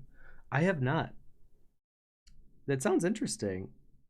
I mean, like I said, I just kind of poured the gold leaf on because I don't mind there being like textured or crumpled parts of the gold. I borderline almost definitely prefer it. But one day I think I would like to do just a clean one just to see what that process is like. And then maybe then I should try this pen that you're talking about. It sounds interesting. It definitely sounds like you get way more precision for what you're trying to do, for sure.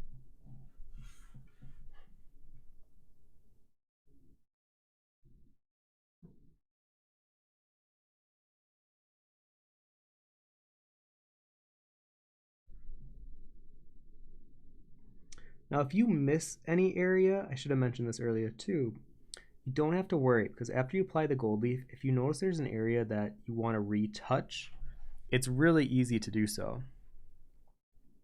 Basically, you're just going to apply the glue again on the area that's untouched, place the gold down again, and you're good.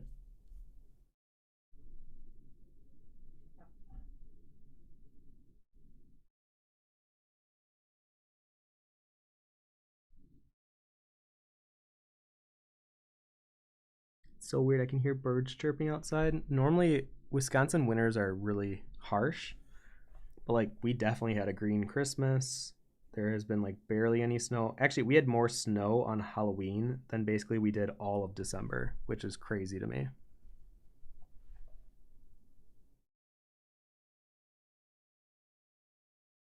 But Josh was telling me it's because there's these warm drafts that are coming and they made for a warmer winter this year in Wisconsin.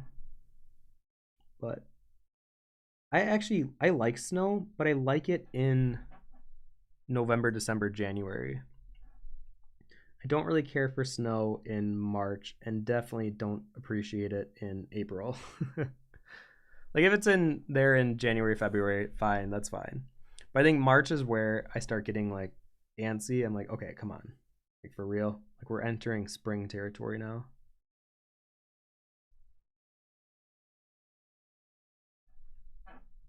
Oh, you know what? I'll take another picture. I feel like I'm actually doing pretty good at remembering to take pictures here.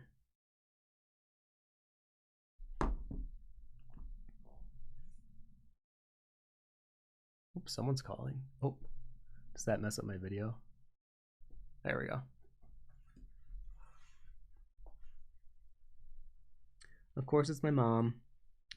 I've told her many, many, many, many, many, many, many, many, many, many, many times. Please don't call me on Wednesdays from 2 to 4. But she's a mom. You know how it goes.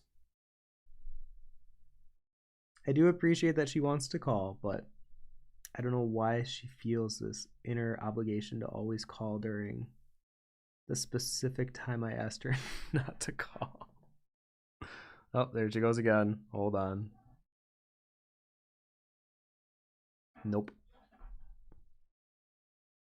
And what's even double funny about today, her calling, is I mentioned before the stream, because we're supposed to go take my niece out shopping after this as like a Christmas present. And I told her I couldn't go in the noontime. I'd have to go after like 4:30 ish because I stream. And she was all about it. She's like, okay, we'll plan on that, blah, blah, blah. And then here we are 2 hours later, and she's calling me during the stream. Oh, I love her, but I don't know if she'll ever remember that Wednesdays is just not a good time to call me. Because even when I worked with CG Cookie, where it was like my full-time job to actually stream in those hours, you could almost always rely on every Wednesday I'd get a phone call. It's cute though. But at some point you're like, are you doing this on purpose? Like, are you pranking me right now? I had to pour a little bit more glue because that one was drying too. This is definitely taking me longer than I thought it would, but I've never done this like calligraphy gold leaf before, so I guess that makes sense.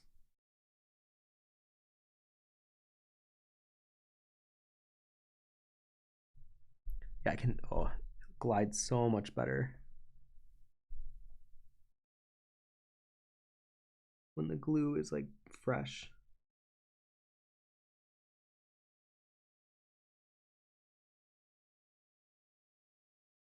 I feel like I just learned a new tip for myself today. Is if I'm doing more of like this calligraphy style gold leaf application, that I work with little amounts of glue at a time, because when it's fresh, it just glides so much better to the point where it's almost impractical to do it the way I was doing it before. Like, look how much cleaner that line is than whatever this monstrosity is. Thankfully, I can kind of clean this up, but still.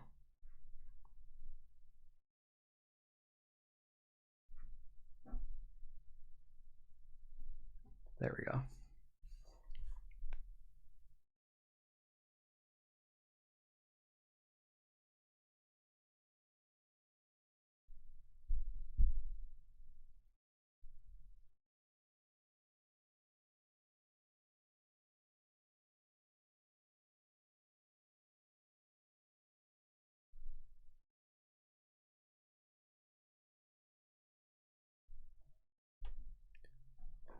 Whew, we're getting there.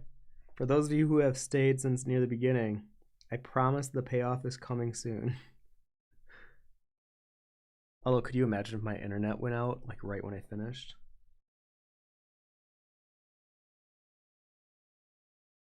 Thankfully, that shouldn't happen. We have pretty good internet now.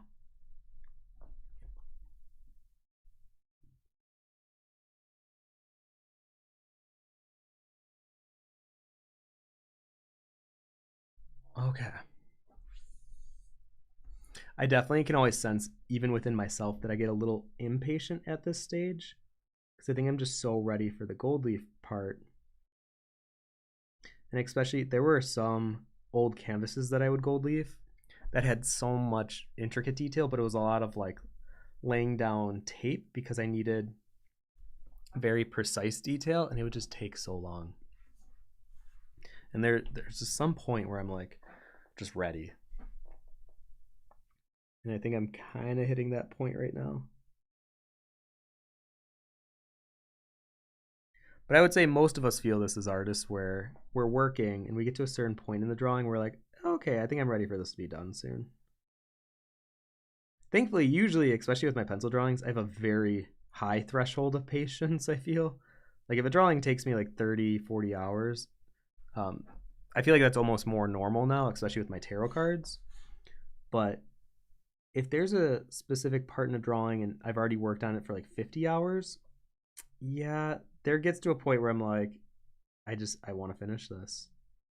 I'll like give myself rewards for finishing parts if it's like a drawing I really don't want to do. Like if there's a cookie that I just got and I'm like, okay, I can't have the cookie literally until I render out this section here. Like I'll try to trick myself with small rewards.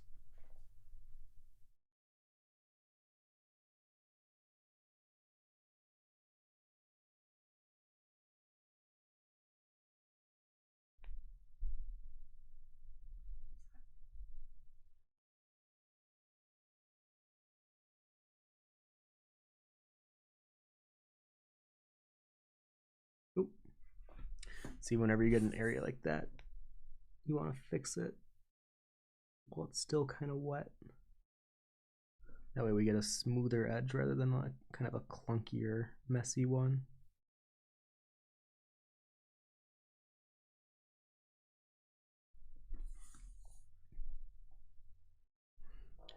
Okay, so close, everyone, so close.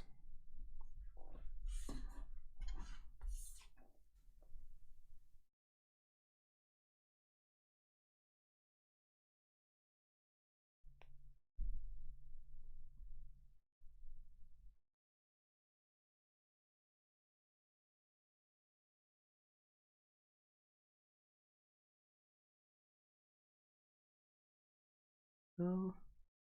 Oh, also, Barbara, if you're still watching, I forgot to post the tarot stuff that you were asking for last time. So later tonight, I'll post that for you on the Discord chat.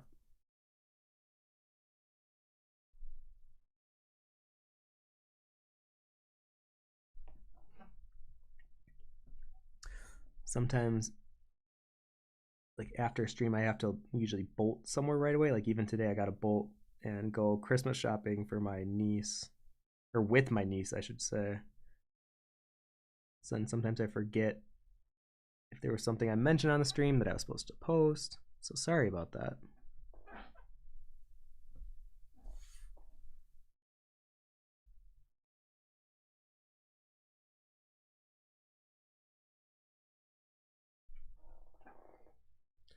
Oof. Okay, maybe I'll take one more picture and then the final one. Oh, I just got a notification on Josh's phone that says my shipment has been delivered, and those are of my new prints. So maybe I can show you those as well after the stream.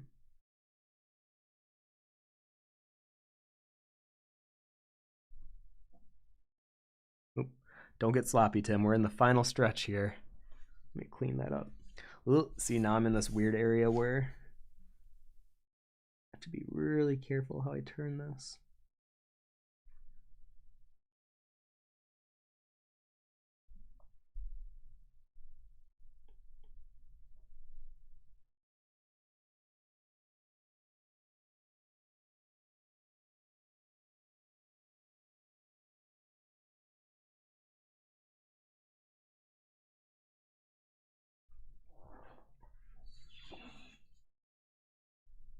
We're so close.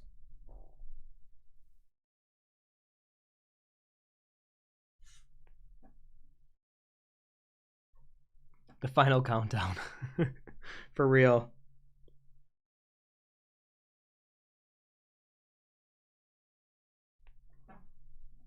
Got like 2 more big swirly parts left, and then we're done.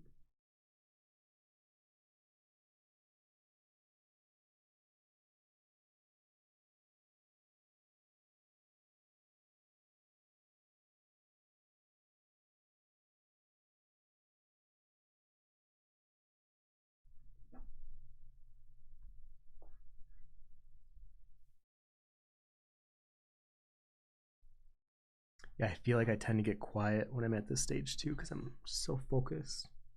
Like, okay, let's get this done. I do like how it looks though. It's kind of fun with the violet. I mean, very strange. I feel like there's been other pieces that I've gold leafed before where I actually like the violet, but I think this one creates a little too much of like a noise that I don't know how well it sits with the pencil drawing. I mean, hopefully the gold will sit better. Otherwise, this whole process was just a bust.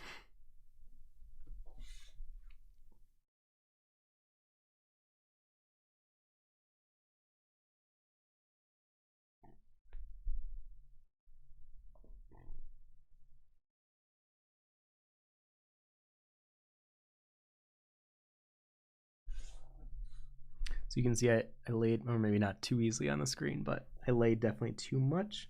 You just pick it up, lay it on another area, come back, pick up some more of that.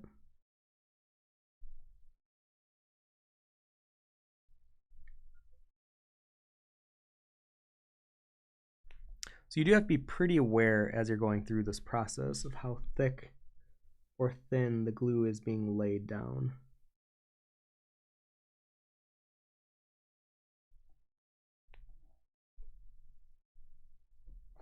I should have also mentioned, if any of you are working alongside me, I would love to see what you actually finish or what you worked on during the stream.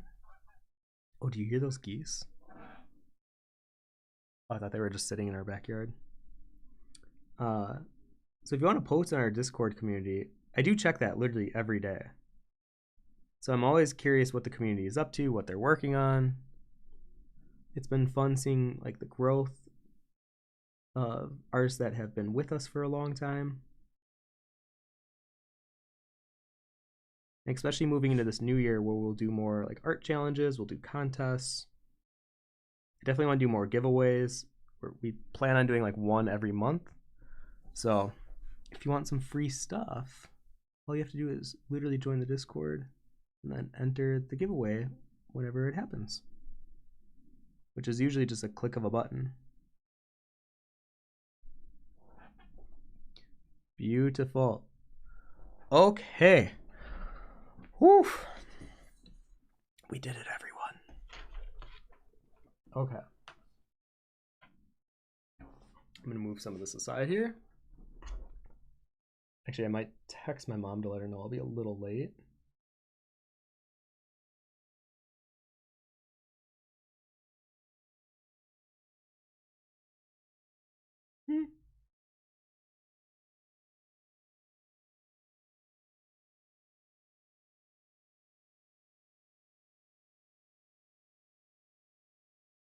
All right. Did I take a picture? Oh my gosh, I'm already forgetting things. I'll take another one just in case. So, the way that I'm going to do this gold leaf process is essentially I'm just going to let the flakes fall. I'll work left to right because we just finished the right side. So I might do the left side first and then do the right side after. So like I said, this is kind of the magical part for me. So hopefully you guys are just exciting watching this because literally we've spent almost 2 hours building this up just for this moment. All right, ready? This is the last time you get to see it as this violet magenta filigree.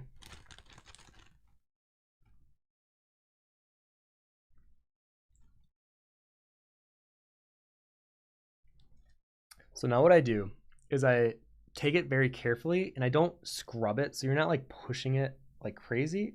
You're just kind of moving it around. You're not forcefully pushing into the paper at all. You're just kind of letting the gold leaf move around the surface of the paper. I can tell it's just a little wet right there, but over here it looks good. So I'm gonna push the flakes this way.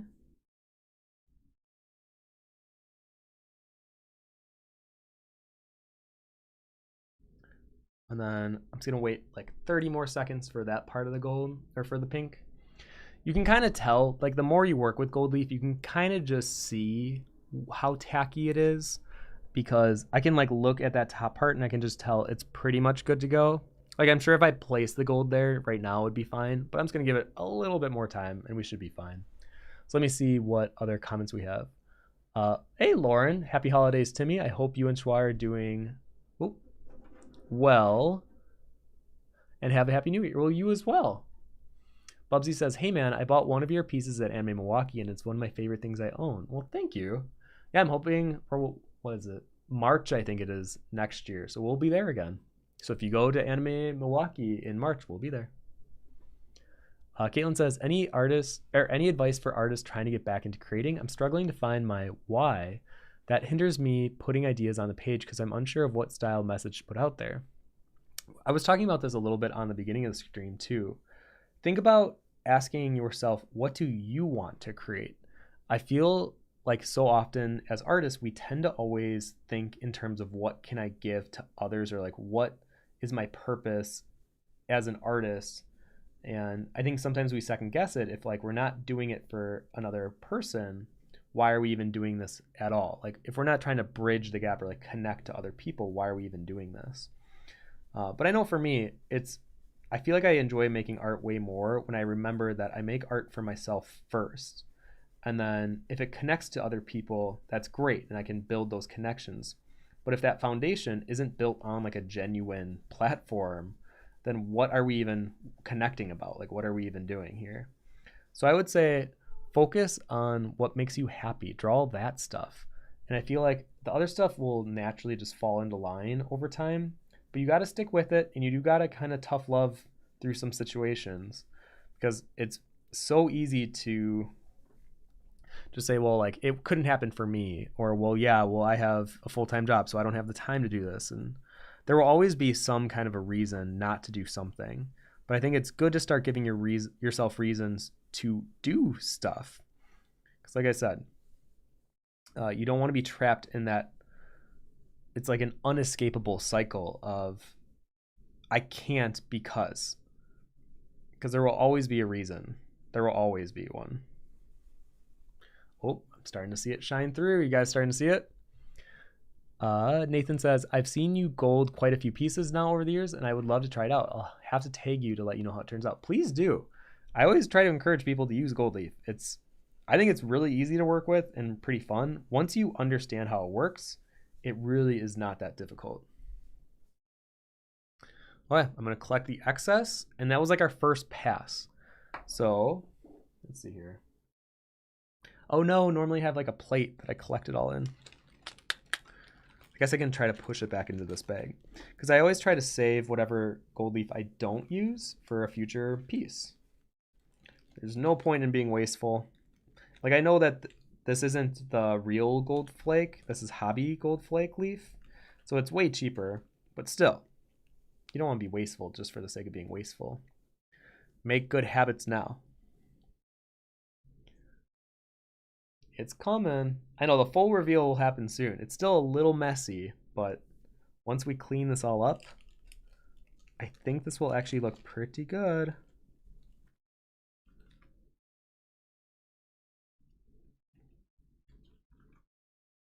All right, what I'm gonna do, oop, Casper, get out of here, boy. Okay, I'm just gonna collect the gold leaf on the side of my desk, and then I'll clean it after the stream. So normally when I do my second pass, I normally do it at an angle so the gold leaves can just fall. So let me just do a small circular section here. All right, are you guys ready for what it looks like after the first pass? Ta-da! So see, we still have a bit of cleaning up to do. There's some areas, you can definitely see it in the light, like here where it stands up. This is where I'll bring in my second brush. So this is more of my fine editing brush. I don't know what the specific name for this one is. I really like it, but it's definitely much bigger, and it'll get more of those finer flakes that are just standing up to either flake off completely or sit down.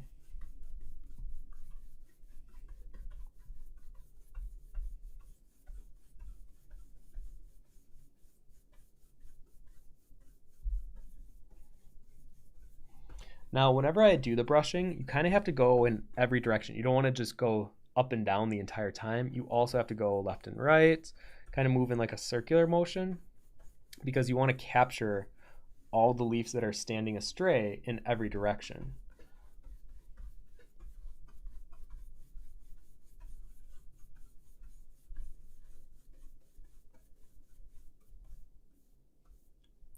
Hey, now we're getting there. Let's see if I can get a better angle of this. Let's get that cord up there. Yeah. See? It was worth it. That 2 hours of struggle. The payoff. So normally I'll do this for like literally like 5 minutes just to make sure I'm getting everywhere. And if there's any area that feels like the flake is just being stubborn, I'll take a razor blade, like an X-Acto blade, and literally lift it up with just that.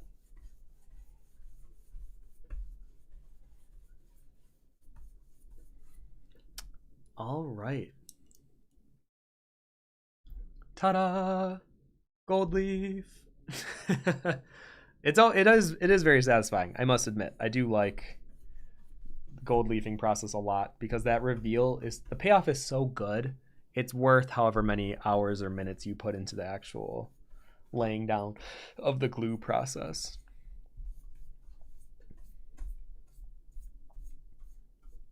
Okay.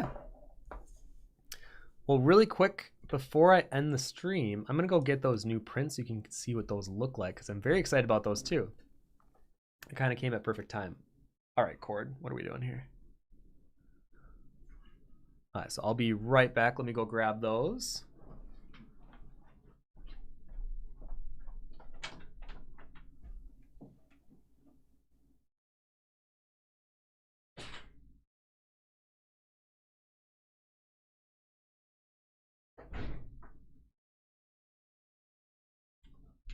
Whoa.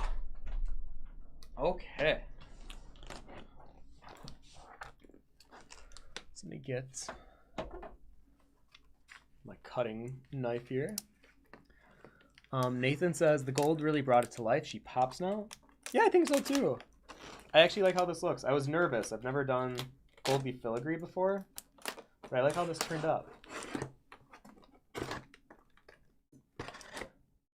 Bob C4D says, when will this be available in your shop? Honestly, I'll put because this is just a print of the original that I gold leaf today. I think I'll put it on the shop tomorrow, actually. So like I said, if you don't mind that it's not an original, that it's just the print, then it should be on my shop tomorrow. I try to do stuff like this as soon as I finish it. Oh, here they are. Okay.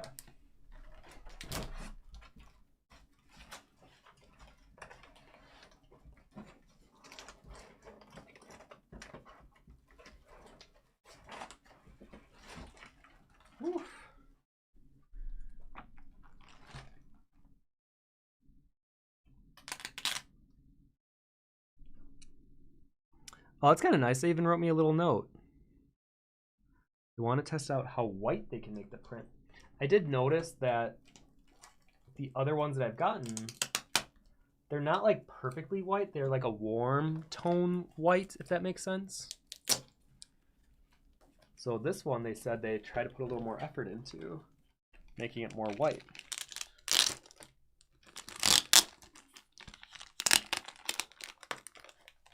Ooh. Oh, I'm so excited to see this. I've been waiting like a month and a half for this. Oh.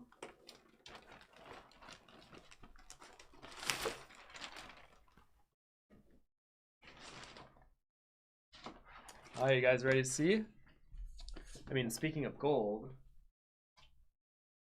here is, you guys are kind of getting a sneak preview because I've never shown this publicly yet. So this is going to be my print for 2023, and it's or 2024. It's my exclusive print for the entire year that I'm at cons. Wonder if I can move this aside here. So this was a drawing I did 2023, and it was my favorite drawing that I did this year. I just had a lot of fun working on it, and it was just very, strange and fantastical. And it had a certain level of whimsy that I enjoy in my work. Man, this cord is refusing to go anywhere. That's okay though. So yeah, this is the new one. And then what's kind of fun is in certain areas, like right here, there's a gel. So it adds like a texture to it. So if you rub your finger across the drawing, there's actually, let me see if I can get it better on camera. Do you see the gel? So it adds like this raised texture effect that I really like. So this is one of the new ones. And then, whew, I was not prepared for a reveal stream, but here we are.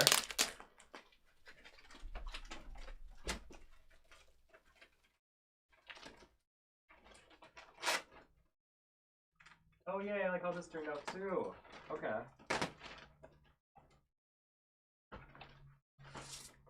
Whew. Number 2, and I'm gonna make limited edition, so these are gonna be 100 each. Here's my second one. So you can see it still has the Florentine gold, and then I have the gel on certain areas where it's raised. We get a really nice close-up shot there. Yay! Oh, I like how this turned out.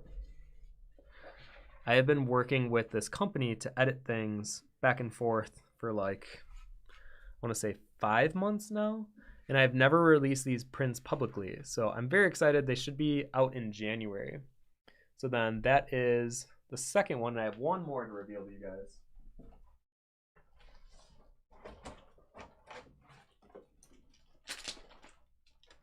Exciting day on the vonnart live stream here.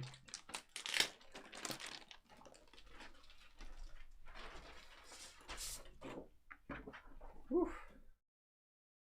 All right, so my third one is, I think this is my favorite drawing of 2021. And I had to do quite a bit of edits on this one, but here is Textiles 2. So this one, I had to really work on getting, here maybe I can use the camera, the gold in between the flower areas without it messing up. So you can see like the petals, because then there's gel in between every petal. I spent a lot of time making these prints the best that I could make them. And I'm so excited to have these available publicly. And then even you can kind of see here, I had to do the gold in between each of these dots. Oh wait, did I do the gel there? Oh yeah, and then I did gel on the sun itself. So this was definitely, this one specifically was very difficult just because there were so many crevices where the gold and the gel had to either meet or they would intersect, and that was definitely difficult. But I am beyond proud with how they look. I can't wait to have these on the market. So this was really good timing that we got the delivery while the stream was going on. But anyways, here is our little drawing from today. Whew. I'll end the stream properly. There we go. Oh, thank you. I'm reading the comments now. Oh, thank you guys. Yeah, they will be in the shop hopefully January, like early January. But I only have 100 of each, and I'm going to keep it to that. So if you want them, you definitely have to get them sooner than later. And then the 2024 exclusive print will be available throughout the year, and however many copies I have of it is however many copies I have. And then at the end of the year, do a cut, no more. We can't sell them anymore.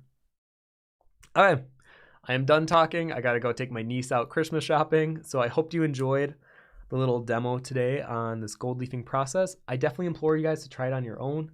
Gold leaf is really fun. It creates a really flashy, fun result. You just gotta take a little time and a little patience with it, but as you can see, it does create a pretty cool result, I would say, especially when you tint it at like different angles. Actually, I like it almost better like there, where it almost creates like this white intensity because it's so reflective. Anyways, okay, thank you guys so much for coming to this live stream. I'll probably do one in January at some point. I'm not going to be doing the weekly Wednesday ones, but I do draw every Thursday with our Discord community. I just join for like 2 hours, work on something that I'm either working on or need to sketch up. And I just kind of casually chat. I'm not doing like this very like structured, organized stream style that I do with the YouTube ones. But I am there almost every Thursday. So if you want to join, I will be there. Actually, I'll be there tomorrow. Okay, well, take care, everyone. I hope you have an amazing rest of 2023. It's been an amazing year, and I've just been really grateful for the opportunities I've had. I hope you guys start the year strong, and I hope you have good goals, or if you haven't thought of them yet, maybe start thinking of them so that when January 1st hits, you hit the ground running. Other than that, I think that's all I got. I got all my socials below, all the marketing stuff. You know what? I won't even go over it. You guys know what to do. But thank you so much. And if you give this video a like before you leave, that just helps the algorithm. And thank you so much. Okay, take care, everyone. Bye, bye, bye, bye, bye, bye.